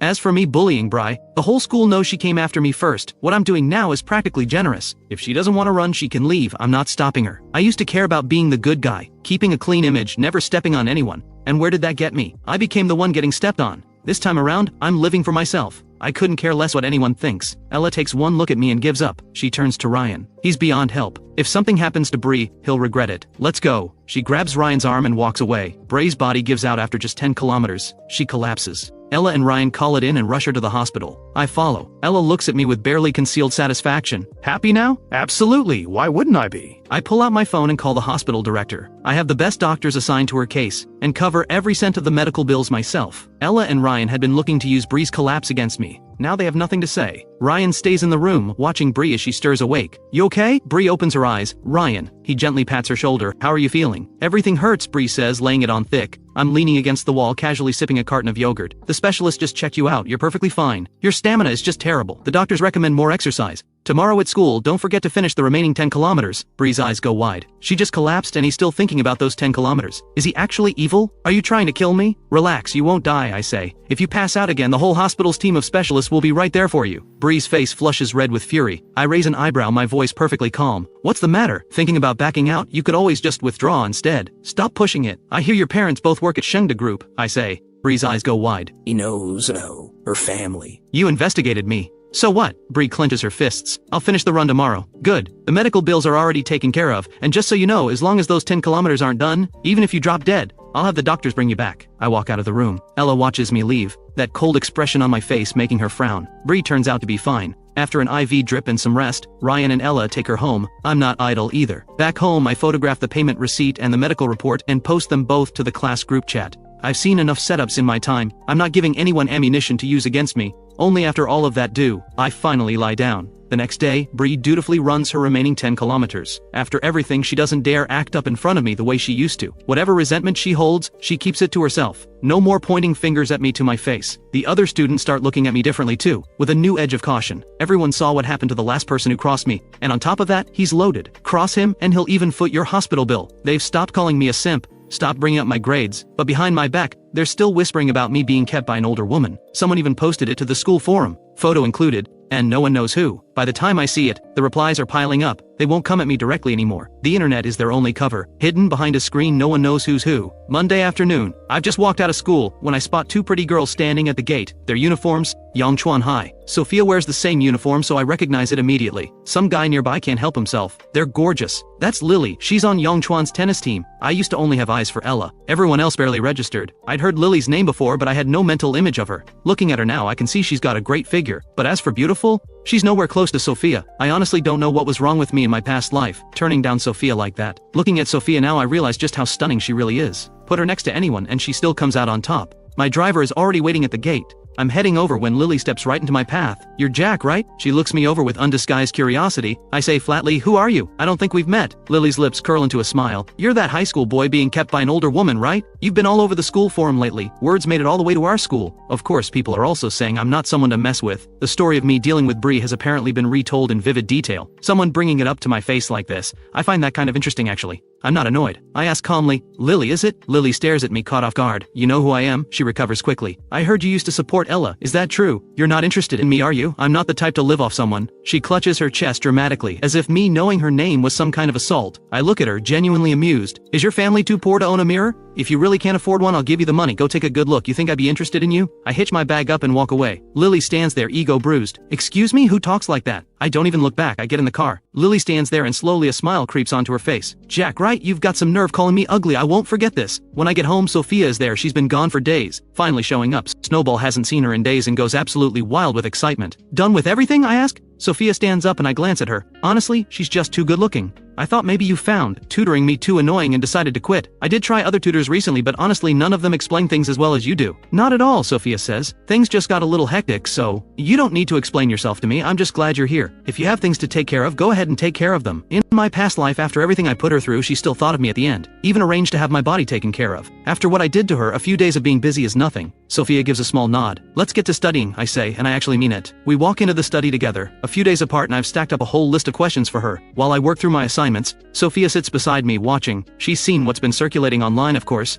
She'd been a little worried, wondering if I was taking it hard. But seeing me now, she can tell I'm holding up fine. The words of concern she'd prepared stay unspoken. Sophia's phone buzzes. She flips it over and glances at it. A message from Lily. Sophia, you're definitely coming to the tennis match on Thursday, right? Sophia already promised, but Lily always worries she'll change her mind. Sophia tends to do things on a whim. Sophia types back a single word. Yeah. After the session, Sophia says, I'll be at your school this week. I look up surprised. There's a tennis match. It's being held at Manhwa's courts. Then I'll be there to cheer you on, I say. Sophia gives a small nod. She thinks back to every time she'd seen me before. I was always trailing after Ella, eyes for no one else. Maybe she never once crossed my mind. But now, hearing me say I'll come cheer for her, the faintest trace of a smile touches the corner of Sophia's mouth. The match is Thursday afternoon. Before it even starts, the school is already buzzing. Yangchuan's girls' tennis team is seriously strong, people whisper. Lily came to our school. She's so pretty. Please. She's nowhere near our campus queen. Ella is the whole package, looks and grades. Ella's grades are top tier. Her tennis game is strong and she's easy on the eyes. Naturally, she has no shortage of admirers. Ryan has been in a foul mood lately. What I said about Ella's father being a gambling addict keeps getting under his skin. He's seen that type before. I have my nose in my book tuning them all out. Back in the day, if Ella had a match, I would have been the first one rallying people to cheer for her. Looking back now, it seems ridiculous, and with everyone talking about me and an older woman, the others are busy rallying for Ella. No one even bothers to include me. But someone brings up, I heard Sophia is at Yongchuan too. Do you think she'll come? Sophia is the only person who consistently outranks Ella on exams. Her name has made a lasting impression on everyone. Probably not. She rarely shows up to these things. Getting to see her in person is a rare thing. Hearing them talk about Sophia, Ella's expression clouds over. She shifts uncomfortably. Her gaze drifts slowly toward me. She sees me absorbed in my book, and something about it unsettles her. Is he really not going to come cheer for me? She turns to me. Is all this studying actually getting you anywhere? I look up, a little surprised she's even talking to me. Of course it is. Not everyone's naturally talented like you. Some of us have to put in the time. What? Does it bother you to see me improve? Why would it bother me? Ella says. Well, I say mildly. I'm already rich and decent looking. If my grades end up better than yours and Ryan's too, what's left for you two? Ella lets out a quiet laugh. Jack, sure, you've improved. But you barely scraped into the top 200. The higher you go, the harder it gets. You might fall right back next time. You think I'm worried about you overtaking me? Him making the top 200 was already a miracle as far as she's concerned. Surpassing her? Not a chance. Sophia outranking her? Fine, that's just raw talent. Ella has never been able to wrap her head around how Sophia's mind works. But Jack? No matter how hard he tries, he can't overcome years of accumulated advantage. Who knows, I say. No one can predict the future. I don't have time for this, Ella says, standing up. I need to go prep for the match. She walks out. Ryan sits nearby and catches every word between Ella and me. His fingers tighten without him realizing. I'm supposed to be a kept man, and he's still trying to get close to Ella? Doesn't that disgust him? But he puts on a gracious front and walks over. Jack, we're going to cheer for Ella. Want to join? Ever since I cut contact with Ella, the gifts she used to give Ryan have stopped too. So Ryan figures it's better to keep me in their orbit. He can't afford to have me completely cut off. If I'm still chasing Ella, I'll keep spending on her, and the two of them won't have to scrape by. These days Ella is grinding through part-time jobs, barely making enough to cover herself. She can't even drive him home every day like she used to. Compared to when I was supporting her, the difference is staggering. Besides, Ella would never fall for a guy rumored to be sleeping with an older woman. Even if I'm still into Ella, Ryan has nothing to worry about. The moment Ryan makes his pitch, I shut it down. Not interested. Ryan looks at me. Why not? Ella actually speaks well of you, you know. Whatever's happened, we were all friends once. No need to make things this tense. I glance up at him. I think back to my past life, how I handed over the family business to Ella, all in the hope that she'd agree to marry me. Back then, Ryan was doing the exact same thing, singing Ella's praises every single day. So generous. Never once seemed worried I'd steal her from him. I used to think Ryan was genuinely decent. Later I understood, it wasn't that he didn't care, he knew exactly where Ella's heart was. She would never love me, but staying close to me meant Ella could keep getting what she wanted. And so could he. Hearing Ryan advocate for Ella now, I don't buy a single word. I have standards when it comes to who I call a friend. Ryan goes quiet. The others, seeing me brush him off, jump to his defense. Forget it, Ryan, why bother? If he doesn't want to come, let him. They head off to cheer for Ella. I wrap up what I'm doing and make my way to the gym. Ella has already changed into her athletic gear. Standing in front of Ryan, her face is all sweet softness. But out of her school uniform, her figure is something else. She's always loved sports. Seeing her like that, Ryan's cheeks flush. The moment I walk in, Ella's eyes find me. Didn't you say you weren't coming? Ryan follows her gaze and spots me. Jack. I look at the two of them, all lovey-dovey, and don't say a word. I head straight for the stands, looking for a good spot. After a bit of searching, I find a front row seat. Deliberately a little distance from Ryan and the others. I've barely sat down when instead of Sophia, I spot Lily, the girl from a couple days ago. Lily walks right up to me. Jack, about what you said to me the other day, don't you think you owe me an apology? I let out a short, cold laugh. You sure you weren't the one who started it? If she hadn't brought up the whole kept man thing, I wouldn't have said any of that. Lily looks at me, genuinely puzzled. How did I provoke you? Is it polite to say someone's being kept by an older woman? If not you, then who exactly should I have said it to? Lily shrugs. Everyone's saying it. So if everyone said you were into girls, does that make it true? Lily snaps to attention. Who said that? She actually believes it. I can't help laughing. Lily gives me a curious look, refusing to let it go. You asked about my name last time. Were you thinking about keeping me? I'm genuinely speechless. Clearly you still haven't looked in that mirror. Lily tries again. Between me and Ella, who do you think is prettier? Ella may be Manhwa's campus queen, but Lily is confident she holds her own. I smile. What? Are you into her? Lily quickly cuts me off before I can go further. I meant, do I have a shot with you? You were so into her before. Why not give me a try instead? She tosses her hair with deliberate flair and winks at me. A guy nearby gasps. She's gorgeous. I've never witnessed a more shameless pickup attempt in my life. I turn away. At that moment, a shriek erupts across the gym. I look toward the entrance. Sophia has walked in. Everyone who had been focused on Lily instantly shifts their gaze. Every single eye in the room finds Sophia. No one expected her to actually show up. The moment Lily spots Sophia, she drops our conversation entirely and rushes over. Sophia! I see Sophia and can't help but smile. I wave. Sophia sees me. Her expression stays calm as always. Lily stands beside Sophia, follows her gaze and sees me waving with genuine enthusiasm. She smirks. So he's not into me because he's into Sophia. Too bad. Sophia has never been interested in any guy. She never even gives them a second glance. He's going to be disappointed. Sophia and Lily head off to warm up, but all eyes stay on Sophia. Ella doesn't miss the look on my face. The second Sophia walks in, I'm practically a simp. Ella lets out a quiet, contemptuous laugh. Ryan watches me. Is Jack actually falling for Sophia? In truth, the moment Sophia walked in, Ryan felt it too, that pull, but he knows with absolute clarity that someone like Sophia is simply out of reach for him. Not only is she exceptional in every way, but her family background is solid, and word is she's not even interested in guys. Unlike with Ella, he's not about to pine after someone who's completely out of the question, but apparently I have no such self-awareness. A guy rumored to be kept by an older woman, reaching for the moon. Sophia's grades, background, and money all surpass mine. If I were still chasing Ella, Ryan could at least understand that, but going after Sophia? That he genuinely cannot comprehend. Ella doesn't respond.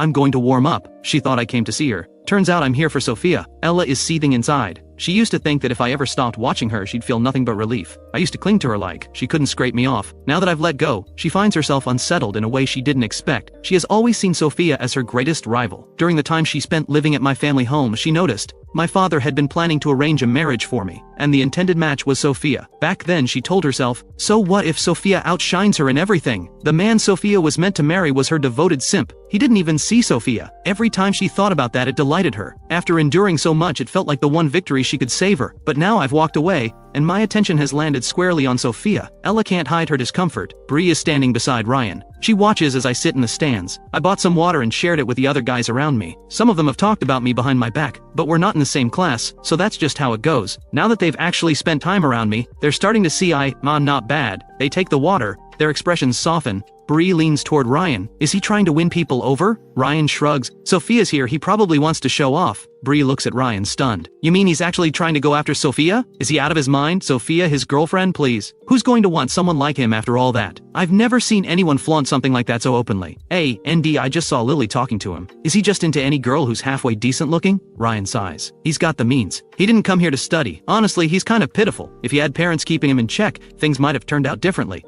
Bree scoffs. Pitiful? You're just too kind, always making excuses for everyone. Bree only dares to mock me behind my back now. Not a word to my face. The girls' tennis match gets underway. I watch closely. Today's match is brutal from the start. Lily and Ella both pick up yellow cards within the first few minutes, leaving the crowd stunned. Under normal circumstances, matches don't start this heated. Ella came in with one target, Sophia. She's determined to outplay her, to make me look at her again. She doesn't have to want me, but I am not allowed to stop wanting her. She wants to prove she's the one worth loving. But Lily came out of nowhere and has been going straight at her. For Sophia, this match is effortless. She's not even playing at her real level. Yongchuan's school team is strong, but Sophia is in a league of her own even compared to them. After a few solid shots, she starts coasting. I sit quietly watching her. Her whole energy is completely different from everyone else. Ella is fighting to win and finding no opening. Meanwhile, Sophia looks like she came here for fun. At the half, the players' rest area is right in front of where I'm sitting. Sophia watches Lily. You're going hard today. She's noticed Lily zeroing in on Ella. That's not like her. Some guy called me ugly, Lily says. I need to put on a show, make him understand what I'm capable of.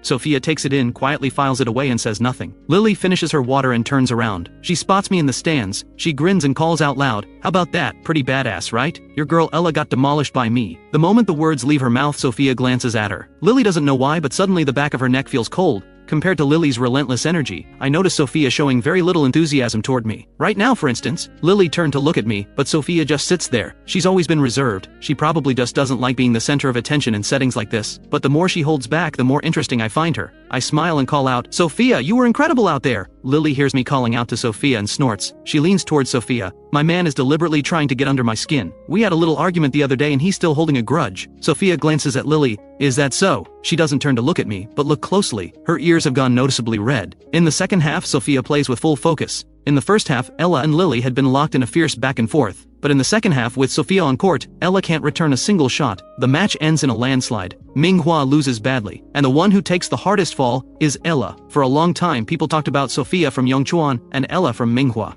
In the same breath, the general consensus had drifted toward them being roughly equal. Today's match settles it. In every way that matters, Ella cannot compete with Sophia. Every time Sophia scores, I lose it. I can barely stay in my seat. Before, I never paid Sophia any real attention. I had no idea what she was actually capable of. Looking back now, I really was blind. Ryan and Bree had rallied their people to cheer for Ella. Now they sit in silence, nothing left to say. My section is packed with Sophia's fans. Everyone around me is ecstatic. And me, I'm the most worked up of all. Eyes locked on Sophia, I'm practically squealing under my breath. Bree mutters, does he even remember which school he goes to? Thank God Sophia wouldn't look at him twice, otherwise it'd be physically disgusting. The words are barely out of Bree's mouth when Sophia, just off the court, walks toward the stands and stops right in front of me. As she approaches, the guys around me are all reacting. I look at her. You were amazing. Sophia says, water. Her voice is like a gentle breeze, soft and smooth. I never imagined one person could be this exceptional in every way, and have a voice like that on top of it all. The guy closest to her quickly holds out a bottle, but Sophia doesn't take it. She looks at me. I pick up a bottle and hold it out to her. You really were incredible. My voice comes out soft. Those few simple words are enough to make the corner of Sophia's mouth lift. Under my gaze, she tips the bottle back and drinks. Lily, who had been ready to swoop in and show off, watches this unfold with wide eyes. What just happened? She's been working so hard all day to impress him, and Sophia just swooped in and took the moment. More importantly, Sophia has never once shown interest in any guy. She always brings her own water to matches. She never interacts with male students. She keeps everyone at a distance, at school and everywhere else. And yet right now, could Sophia actually like him? The thought hits Lily like a shock. Sophia finishes the water and says, I'm going to change. Let's go home together after school. I nod. Sure. Sophia turns and walks back. Lily stares, jaw dropped. Sophia, you know him? Sophia says calmly, I'm pursuing him. Everyone is saying I'm being kept by an older woman, and Sophia just said she is pursuing me. That word, pursuing. Since when does Sophia need to pursue anyone? Normally all she'd have to do is give the slightest nod and anyone would fall over themselves to be with her. Noticing Lily staring, Sophia asks, what? Got a problem with that? Lily doesn't dare have a problem. She just never imagined I was the one Sophia had her eye on. She's been flirting with me all day, and it turns out she was flirting with Sophia's person. Thinking back to everything she said in front of Sophia earlier, Lily wants to slap herself. She scrambles to apologize. I swear I didn't know. If I had, there's no way I would have acted like that toward him, not toward your guy. Sophia's expression stays completely composed. It's fine. He wasn't interested in you anyway. Lily genuinely wants to say, was that necessary? Seeing Sophia completely serious, Lily asks, so where exactly do things stand between you two? Sophia answers, he hasn't fallen for me yet. She's my tutor, yes. But Sophia suspects I haven't truly fallen for her. I used to like Ella. Maybe Sophia is just someone I'm using to get under Ella's skin, but if she can be useful to me in some way, she's fine with that. Being by my side is already enough to make her happy. Lily takes in what Sophia said, and glances back at me in the stands. I'm standing there, looking her way. All that cheering I did, Lily thought I was just a simp for Sophia. Turns out Sophia is the one doing the chasing. The two people at the center of it all are completely calm. Everyone else is losing their minds over what they just overheard. The group chat explodes. Does Sophia actually have feelings for Jack? Not long ago I was Ella's simp. She didn't even see me. I ran errands for her like a servant, day after day. And now the person who outclasses Ella in every way has gotten herself tied to me. Ella comes out of the locker room, changed and dark. She lost the match. And the one who beat her didn't just win, she crushed her. Ryan and Bree trail behind, wanting to say something comforting, but they can't find the words. They're just as deflated. A moment ago they were certain someone like Sophia could never be interested in me. Then they watched her walk straight up to me herself. Bree says, is Sophia blind? How could she possibly be interested in him? Does she not know who Jack is? Ryan's expression is stone. He used to tell himself, no matter what I did, Ella would always choose him. But seeing Sophia connect with me today, pushes him to the edge. Why someone like me, already rich, is now somehow within reach of someone like Sophia. Maybe they just didn't try hard enough. If they had gone to cheer for Sophia today, maybe things would be different. I walk out of the gym. The guys who were sitting with me earlier look over. Jack, you know Sophia. I give a casual nod. Are you two together? They were close enough to see it. The way Sophia looked at me was unmistakable. They can't help wondering. No, I say, we're just engaged. I'm warm towards Sophia, sure, but that's largely because of what I lived through before. This time around, I genuinely don't know what she thinks of me beyond the engagement. After what happened with Ella, I don't dare assume. I'm not about to become anyone's simp again. Seeing their curious faces, I add, our families know each other. That's all. They look at me. So your family actually is wealthy. We thought, I don't dodge it, that I was being kept by an older woman. A few of them look guilty. That's what the post said. Someone was picking me up from school. I laugh. Think what you want. It doesn't bother me. It's not true, and frankly the whole thing is just funny, like I need someone to support me. I wave goodbye to the guys from the other classes and head back to my classroom. I walk in and everyone stares. I'm used to it by now. I sit down quietly. The girl at the desk in front turns and stares straight at me, her tone dripping with passive aggression. We lost the match and you look perfectly happy about it. She and Ella are on the same team. I smile. You lost the match, I didn't. Why wouldn't I be happy? Getting noticed by Sophia, you must feel pretty special, she says. I let out a quiet laugh. What's wrong? Upset she didn't notice you. That shuts her up. She turns back around fuming. A little while later, Ella comes back with Ryan and Bri. Ella drops into her seat. I glance at her. I can sense it. Ella's anger is reaching a boiling point. She's always like this after losing to Sophia. I used to rally behind her, sharing her frustration. Now I just find it funny. Ella's gaze lands on me. She sees me smile, and her eyes go colder. Why are you looking at me? I say. Your skills weren't good enough. That's not my fault. Ella stares back at me. She lost, and instead of even a word of comfort I'm sitting here mocking her. It gets under her skin. Every time she lost to Sophia before, I'd buy her things, bring her gifts, coax her out of her mood, tell her she was better than Sophia in every way. Now I'm the one making it worse. The bell rings. I pack up quickly, stand, and walk out. Seeing me leave, Ella stands too. She grabs her things and follows. She moves fast. Ryan can't keep up. I've barely reached the stairwell when Ella is right behind me, grabbing my arm. I turn and look at her. What are you doing, Ella? Ella stares at me, eyes red. I stop. She holds herself together barely. Are you really planning to be with Sophia? The question catches me off guard. She never used to care about things like this. What's going on with her? The way she's looking at me, like I'm the one who let her down. I reach to remove her hand from my wrist, but she's gripping tight. I can't help but laugh. Wasn't I the one you found suffocating? You told me every day I spent chasing you felt like a nightmare to you. Those were her exact words. Right before I died.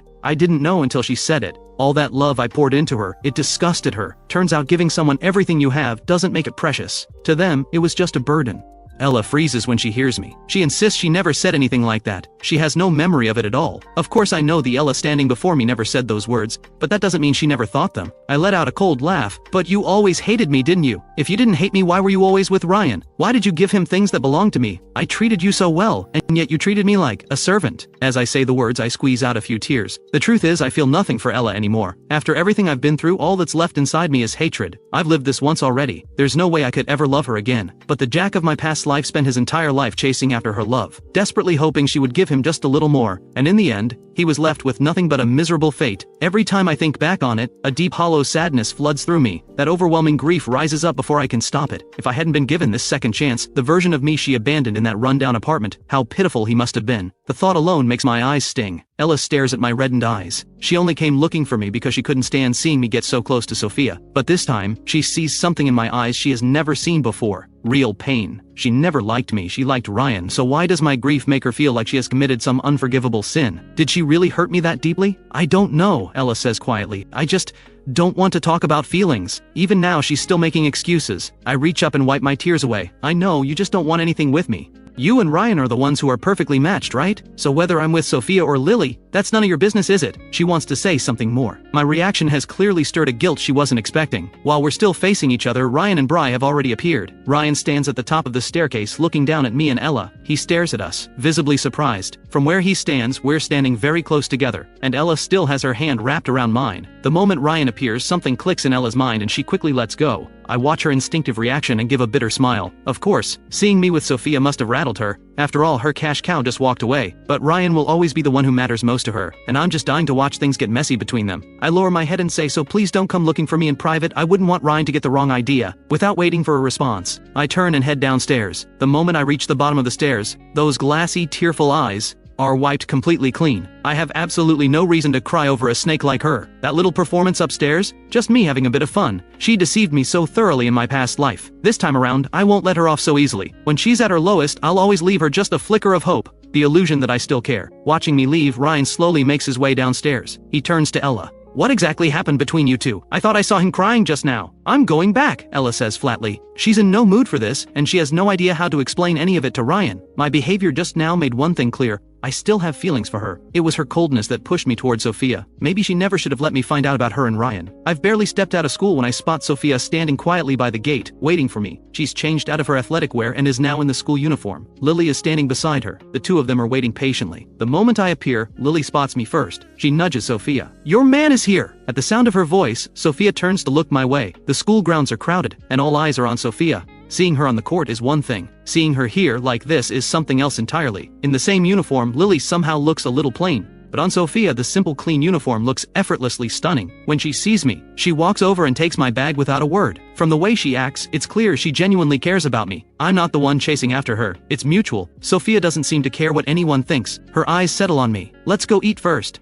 I nod. My mood hasn't been touched by Ella at all. She doesn't deserve that kind of power over me. Lily beams at me. Hey there! I glance at her with a flat look. Sensing my displeasure, Lily quickly backpedals. Okay, I was blind to greatness before. I didn't mean to get on your bad side. Please don't be mad at me, I really am sorry. She keeps using that nickname, but I can't be bothered to argue. I simply turn to Sophia and ask, are you two friends? A clear hint of indifference in my voice. Sophia glances at Lily and says, no. Hey, come on, Lily protests immediately. It's all my fault. I'm apologizing to you.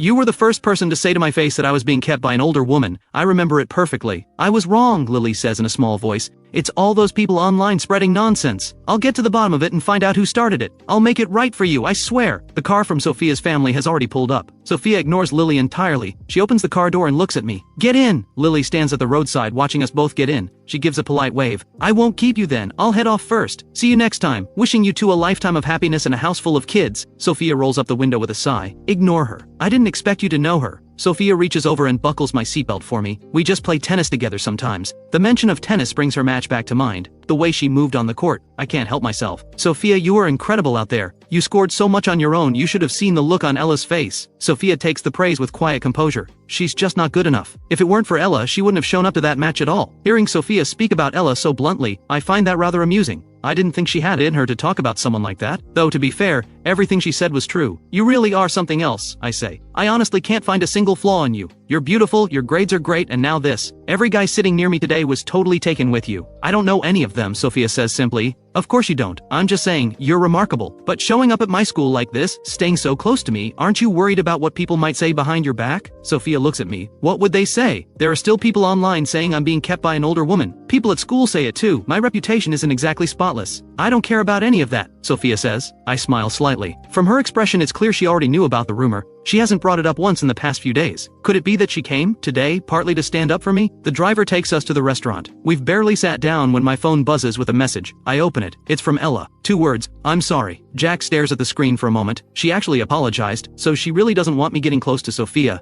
Maybe that's just human nature. No matter how much she looked down on me, the moment I stop chasing her and turn to someone else, she panics. What do you feel like eating? Sophia asks. Anything works for me, you pick first. Sophia orders a few dishes, then remembers Jack likes spicy food and adds a few more for him. They've been having dinner together most evenings lately. Sophia knows him well by now. Uncle Owen still hasn't been back recently. He's been really busy, I say with a sigh. The topic weighs on Jack. In his past life, his father died in a car accident just before his college entrance exams. These days he's focused on pushing his grades up, and the time he gets to spend with his father is scarce. His father has always been this way. Even when Jack wanted more time with him, there was never enough to spare. But Jack has a plan. When the time comes, he'll find a way to keep his father from leaving that day. That should be enough to stop the accident. Sophia watches Jack chew quietly, his eyes fixed on the table, clearly lost in thought. She's noticed he drifts like this sometimes. Her instincts tell her there's something he's keeping hidden, but if he doesn't want to share, she won't push. Ella returns home to find her father Steve back, the same man who has spent the last stretch of time gambling. He's waiting in her room. When he sees her walk in, his expression is cold. How are things going with Jack lately? Nothing's going on.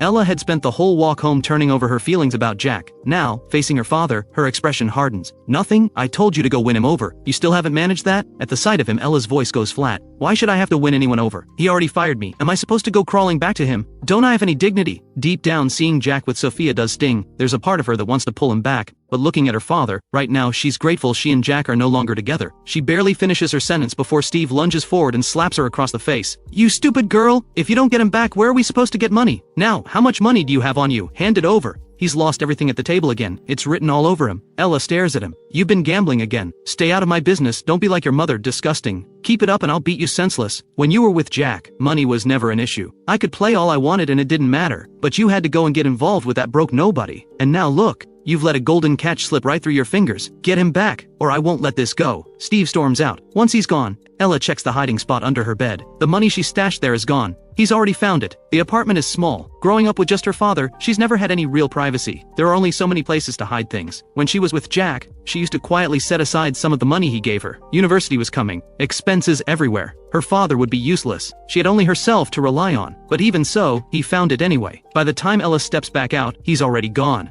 She stares at the empty doorway, then kicks the wall hard. After dinner, Jack and Sophia step out of the restaurant to find it's raining. The driver takes Jack home and holds an umbrella out for him. Jack steps out of the car. Sophia takes the umbrella and walks him to his door. Okay, the rain's getting heavy, you should head back, Jack tells her. Sophia looks at him gently. Good night. Her voice is soft. Jack looks back at her, those bright eyes fixed on him. He feels his face go warm. He nods. You too, get some rest. See you tomorrow. Sophia nods, takes the umbrella back and gets into the car. Jack watches her go and realizes, being with her really does make him happy. The car pulls away. Jack is just about to head inside when a familiar voice calls his name. Jack. He turns. Ella steps out of the shadows. She has no umbrella. He has no idea how long she's been standing there. She's completely soaked. The sight of her catches me off guard. What are you doing here? First that apology text, now showing up in person. Looks like my little performance this afternoon hit harder than I thought. Ella looks at me. I was smiling just moments ago, but the second I see her, my expression goes cold. So you're that happy with Sophia? Yeah, I am, Jack says. She treats me well. Unlike some people, Ella has always kept a cold face around Jack. Seeing her look like this, almost tender, is something rare, even knowing she's ice through and through. Even knowing every bit of this is an act. Seeing a side of her he's never seen before still stirs something oddly satisfying in him. "What do you want, Ella?" Jack asks. A faint smile tugs at the corner of Ella's mouth. "So you've really made up your mind, you're done with me." "What, running low on cash again?" Jack says. "The only time you ever look at me like that is when you need money." "You're overthinking it," Ella says, holding his gaze. "I just wanted to see you." She turns to leave. "I'm going home." She turns and starts walking, and within moments Jack watches her collapse to the ground. Jack calls for Auntie Chen. She hurries over and stares at the figure on the ground, visibly shaken. "Isn't that Miss Ella? What happened to her?" "Not sure, she collapsed." Auntie Chen holds the umbrella over Ella and presses a hand to her forehead. "She's burning up, must be a fever, what do we do? Are we going to take care of her?" "Bring her inside," Jack says. "Get a doctor." "Should I put her in her old room?" Auntie Chen asks hesitantly. "Wasn't there a room Uncle Steve used to stay in? Put her there for now." The room Jack used to give her was arranged to his own high standards. Letting her have that now would be a waste. The way things stand, the staff quarters are more than enough for her. Auntie Chen has Ella moved to the staff room. Then she calls for the doctor. The doctor confirms it's just a fever, nothing serious. They let her rest. Jack stands by the window looking out at the courtyard. The rain is relentless tonight. He's already showered, but sleep won't come. A message from Sophia lights up his phone. "I'm home," Jack replies. "Just finished showering. Then get some rest. Good. Good night." Jack sets down his phone and falls asleep. The next morning Jack comes downstairs to find Auntie Chen has already prepared breakfast. He sits down and asks, "How's Ella?" "She woke up around dawn and left first thing."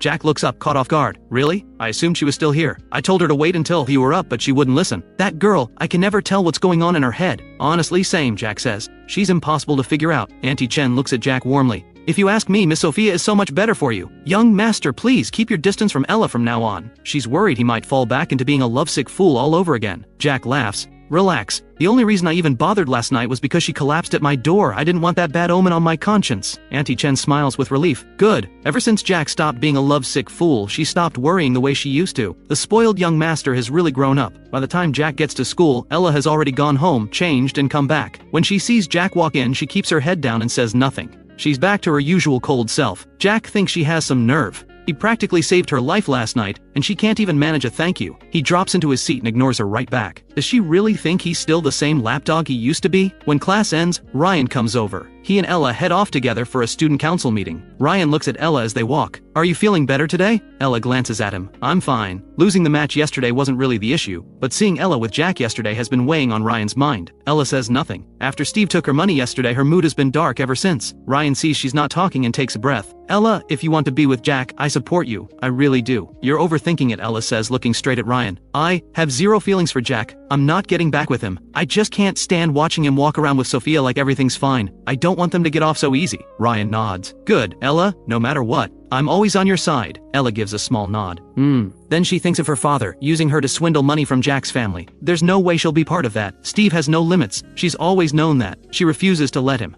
turn her into his tool. That's why she left Jack's house the moment she came to her senses this morning. She wants nothing more to do with him. In the days that follow, Ella spends all her time with Ryan. She stops hovering around Jack entirely. Jack doesn't spare them a second thought. He focuses on his classes every day. In his free time, he browses property listings and buys tie. Prices are still low now. Later, they'll skyrocket. One afternoon, Jack leaves school a little later than usual. He stayed behind to finish some homework. By the time he steps out, the school gate is nearly empty. "Young Master Jack!" The moment he steps outside, someone calls out to him. He looks up and sees Steve. "Uncle Steve," Jack says. "Here to see Ella?" Steve looks at me. "Yeah, just checking on her. That rotten girl, I've been giving her an earful lately. It's her own fault. She just had to go after that Ryan kid. No sense of what's good for her. Don't be too hard on her," Steve says. "I'm not angry," Jack replies. Jack takes in Steve's disheveled appearance and frowns slightly. Just then, Ella and Ryan come out of the school. Seeing Jack and Steve together, Ella can't help herself. "What are you two doing here? Last time Steve took her money, he disappeared for days. Now he's back, which means he's broke again." Steve shoots her a dismissive look. "I'm talking to my son-in-law, none of your business, get lost." Ella turns her sharp gaze on Jack. "And you, why are you still standing there? What, do you actually want to be his son-in-law?" Take a look in the mirror first. Get out of here." She lets loose at Jack without holding back. Jack already knows she's never been warm to him, but even so, the force of it catches him off guard. He stares at her. This woman, every single time.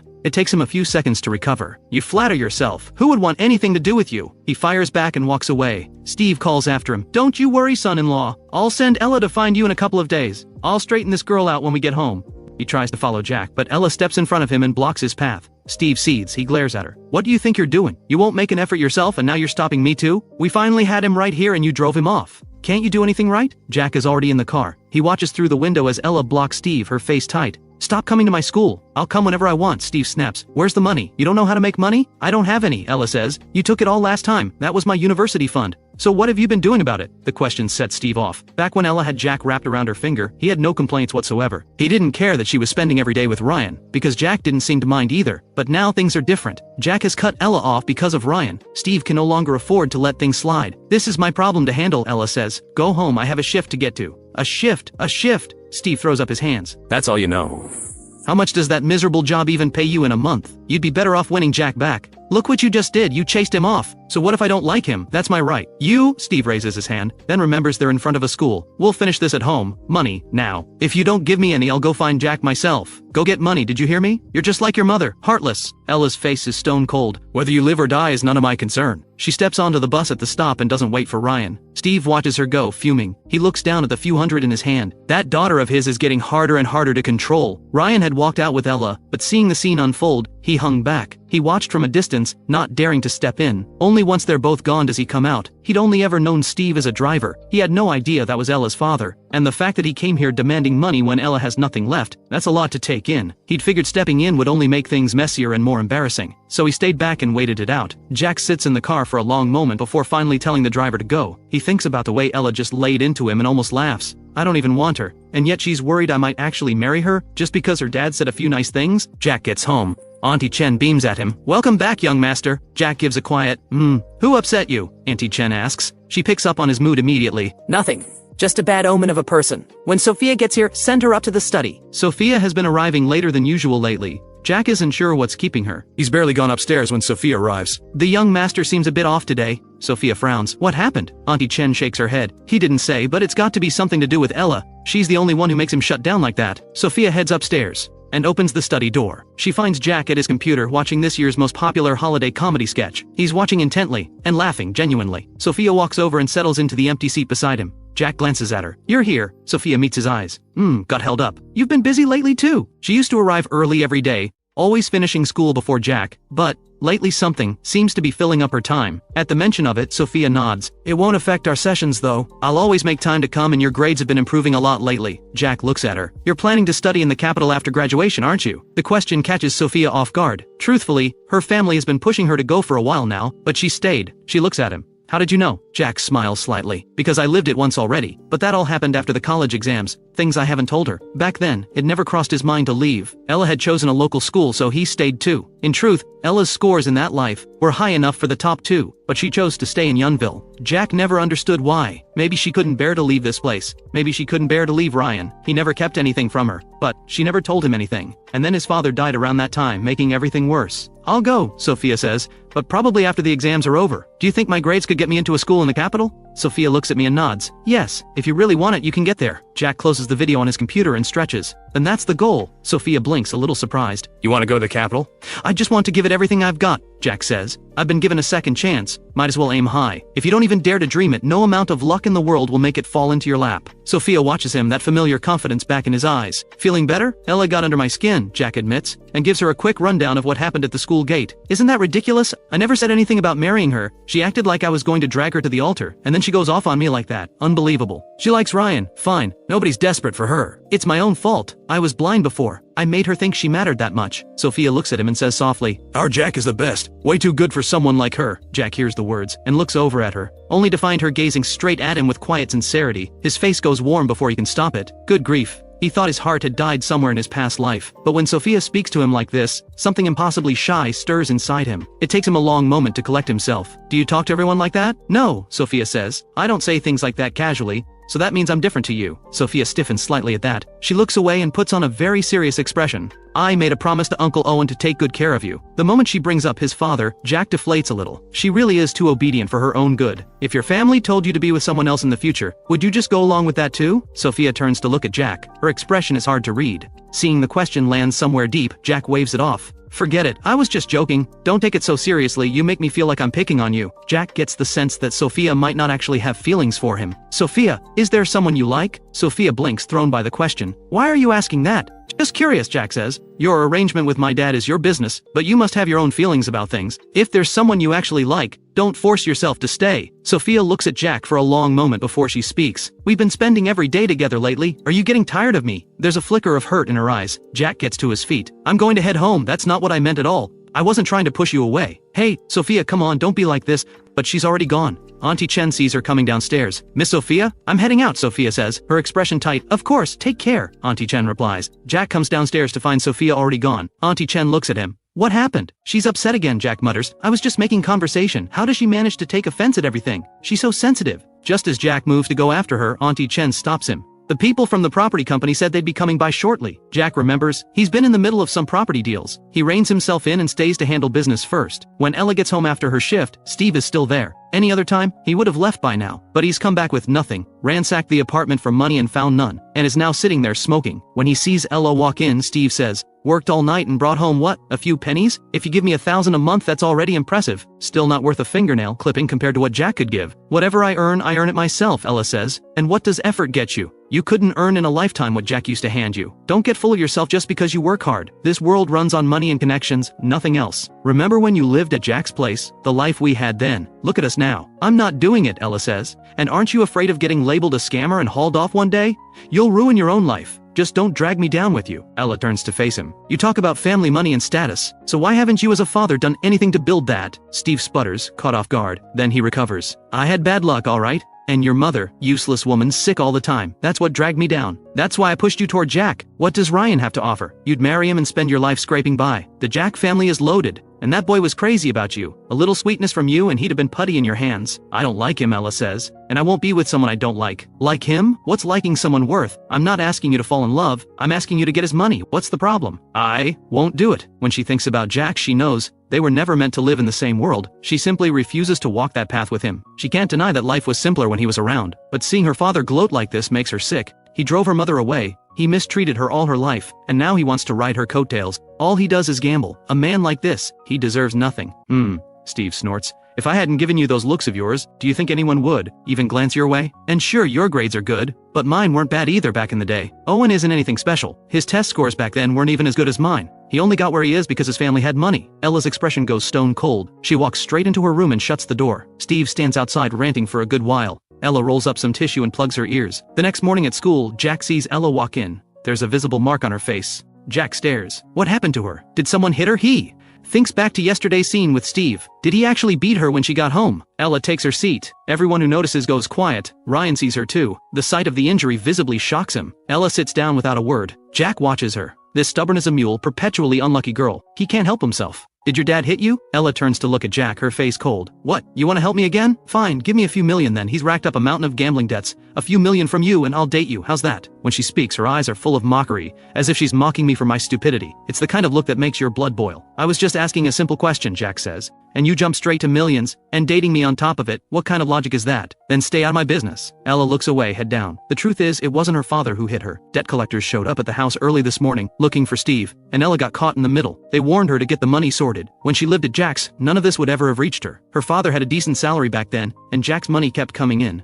Even when Steve took from her, he never cleaned her out entirely. She spent freely on purpose. She spends money freely, simply because she does not want to give all her money to her father. Compared to those days, the life she's living now is a disaster. But she refuses to get close to Jack again. If she did what Steve wanted, stringing Jack along, draining him, she's afraid she'd end up becoming just like her father. Jack looks at Ella with an expression full of warmth. Actually, I do care about you. The word care catches Ella off guard. She looks at him. Jack's smile curves. I care about how you're doing. The moment I hear things are going badly for you, I feel completely at ease. That warm, sincere expression, delivering the most infuriating words imaginable. Next time your dad goes after you, Jack adds, let me know. I'd love to be there to cheer him on. Ella yanks out her textbook, her expression murderous. Pushed past her limit, she finally snaps. You don't actually think being with Sophia is going to make you happy, do you? She's way out of your league in every way. Someone like her getting close to someone like you? She has to have an agenda. Jack clenches his jaw. What happens between me and Sophia is none of your business. Jack glances over at Ryan, who is sitting there diligently writing something. Usually he'd have rushed over to check on Ella by now, but today he hasn't even looked her way. He's just focused on studying, Ella says. Right, Jack says. And when your dad showed up yesterday, he was right there, staying well out of it. Ella, tell me you're not about to get dumped by me and then by him too.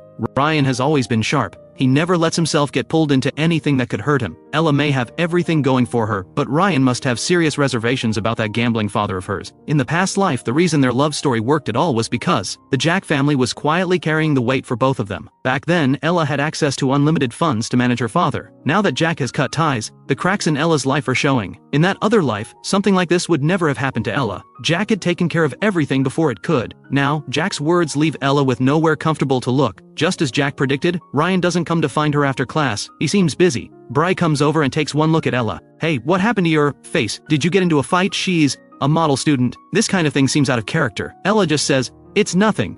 Bree glances at Jack, then back at Ella. "Should we report it to someone? Do you need help?" "No." Jack watches Bree fuss over Ella and wonders aloud, "What's Ryan so busy with?" Bree glances back at Ryan and tells me, "Ryan's been working on a speech the teacher assigned." "Why?" "Ah," I say flatly. "Busy then." Meanwhile, Ella's sitting here injured and he hasn't even looked over. Bree bristles. "That's between the two of them. They know what they're doing." "What do you mean by that?" "Ryan cares more about Ella than anyone. He's the most devoted person to her there is. They're even planning to apply to the same university. Not that you'd manage that. No matter how much money your family has, you can't buy your way into the college entrance exam." As Bry talks, Ryan sits nearby listening, desperately wishing he could clap a hand over her mouth. He's been trying so hard to stay invisible, and here's Bry blabbering on and drawing every bit of attention right back to him. I turn to Ella. "Which school are you planning to apply to?" In the past life, both Ella and Ryan ended up at Yunville University. But Jack has always been curious. Why did Ella settle for that when she could have gone to the top two? Back then he assumed it was because of Ryan. Ella looks at him. "Why do you want to know?" "Just curious," Jack says with a grin. "I figured if I knew where you two were going, maybe I'd apply there too. It'd be nice to all be at the same school, right? And I'd get to see firsthand whether you two really are built to last." "Are you serious?" Bree cuts in. "Your grades are nowhere near theirs. You really think you can keep up? Sure, you've improved, but you're not even in the top 10 in our class. You think you can get into the same school as them?" Ella seems to share the sentiment. She looks at him almost dryly. "We're going for the top two. Come along if you can." Ella does genuinely want to get into the top two. Getting into the capital means escaping Steve, ending his harassment, and maybe finding her mother. "So Yunville University is off the table?" Jack says, genuinely surprised. "Why would I settle for Yunville?" Ella says. "That might be your ceiling, it's not mine." "Alright then," Jack says with a smile. "Top two it is for me too." Bree finds it amusing, but she holds back from saying anything more. She's worried she might go too far and actually make Jack angry. She goes back to sit beside Ryan. "Jack is too much," she whispers. "He said he wants to get into the top two. He doesn't actually think his grades are that good, does he?" Ryan looks up at Jack. He had once hoped Jack would fall back into his feelings for Ella, but Sophia's arrival has made that feel increasingly unlikely. His eyes linger on Jack. He turns to Bree. "Tell me, do you think Jack still has feelings for Ella? If he does, that would be ideal. If Jack still liked Ella, at least Steve would stop showing up at school making scenes, and Ella would have money again." Bree hears him and narrows her eyes. "If he even thinks about going back to Ella, I'll tear him apart." Ryan glances at Bree. Having a friend who completely misses the point every single time is genuinely exhausting. That afternoon, Ryan and Ella head to their meeting. Once they're alone, Ryan turns to her. "That injury, what happened?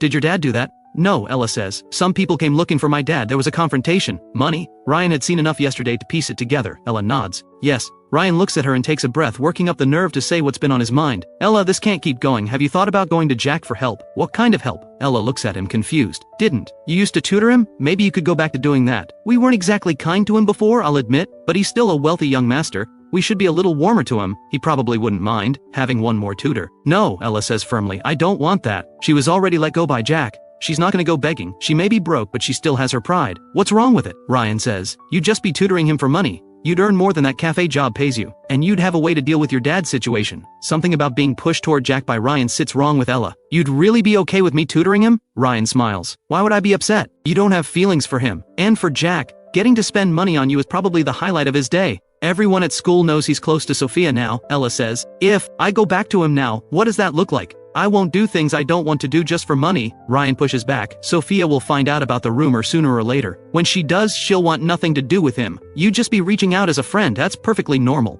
And honestly, you don't want to watch him crash and burn with Sophia, do you?" Ella stays quiet. She does agree on this point. Sophia is impressive in every way, but this is an arranged relationship. Sophia probably doesn't genuinely care for Jack. Seeing her silence, Ryan presses on carefully. "If you don't know how to bring it up, I'll go talk to Jack myself. I'll ask him to take you back as his tutor. Trust me, I can make it work. Ella, whatever happens, you have to finish high school. The way things are going with your dad, I'm not even sure you'll make it to graduation." Ella looks at Ryan, but she still feels uneasy about it. She feels something close to anger rising. "Do you think I can't survive without Jack?" "That's not what I meant," Ryan says. "Jack is only acting this way to get a reaction from me, but I'm not going to lower myself for him. And with my dad in this state, if I go to Jack and drag him into it, what kind of person does that make me?" Without waiting for a response, Ella walks straight into the meeting room. After PE class that afternoon, Jack breaks away from the group and rests in the shade of a tree. Ryan strolls over. "Why are you all by yourself?" he asks with a well-meaning tone. Jack glances up. One look and he can tell Ryan wants something. "What, do you think I have other friends here?" Ever since his falling out with Ryan and Ella, nobody else has been willing to get close to him. He doesn't have their charm. Both of them are popular, well-liked wherever they go. But Jack doesn't mind. If he actually cared about being shut out like this, he'd have lost his mind by now. Ryan sits beside Jack and takes in the clearly expensive athletic wear. He thinks Jack really does have money. "Hey Jack, can I run something by you?" "Go ahead," Jack says. Ryan takes a breath. "Would you be willing to let Ella come back as your tutor?" Jack quietly shifts a little further away. "Why?" "Ella's been having a rough time. You know what's going on with her dad?" "I'm aware," Jack says. "What does that have to do with me?" "Just help her out," Ryan says, all generous sincerity. "If things keep going this way, it's only going to get worse for her. It's not like you're short on money. I promise she'll take the tutoring seriously. I'll even help teach you too. Your grades will go up. And then we can all apply to the same school together." Whether Jack has the talent to actually get in is another matter, but once Ella's exams are over, she'll be free, and none of this will be his problem anymore. Jack looks at Ryan in silence. Ryan shifts uncomfortably. "Why are you staring at me like that? Do I look like an idiot to you?" Jack says. "You and Ella are perfectly happy together, and now you're here asking me to take her on as my tutor. You think I'll just pay her a salary, and end up bankrolling both of you all over again like the fool I used to be?" Ryan presses his lips together and meets Jack's gaze. "It's not even a lot for you. You spent hundreds of thousands on her birthday once. That's pocket change. I'd rather donate every cent to build schools in the poorest mountain villages than give a single penny to Ella. I'm done spending money on her. I said what I said." Jack watches Ryan after saying it. He's surprised Ryan actually came to ask him this. It must have taken considerable resolve. Does he really not feel embarrassed? Ryan speaks. "If the reason you hate her so much is because of me and Ella,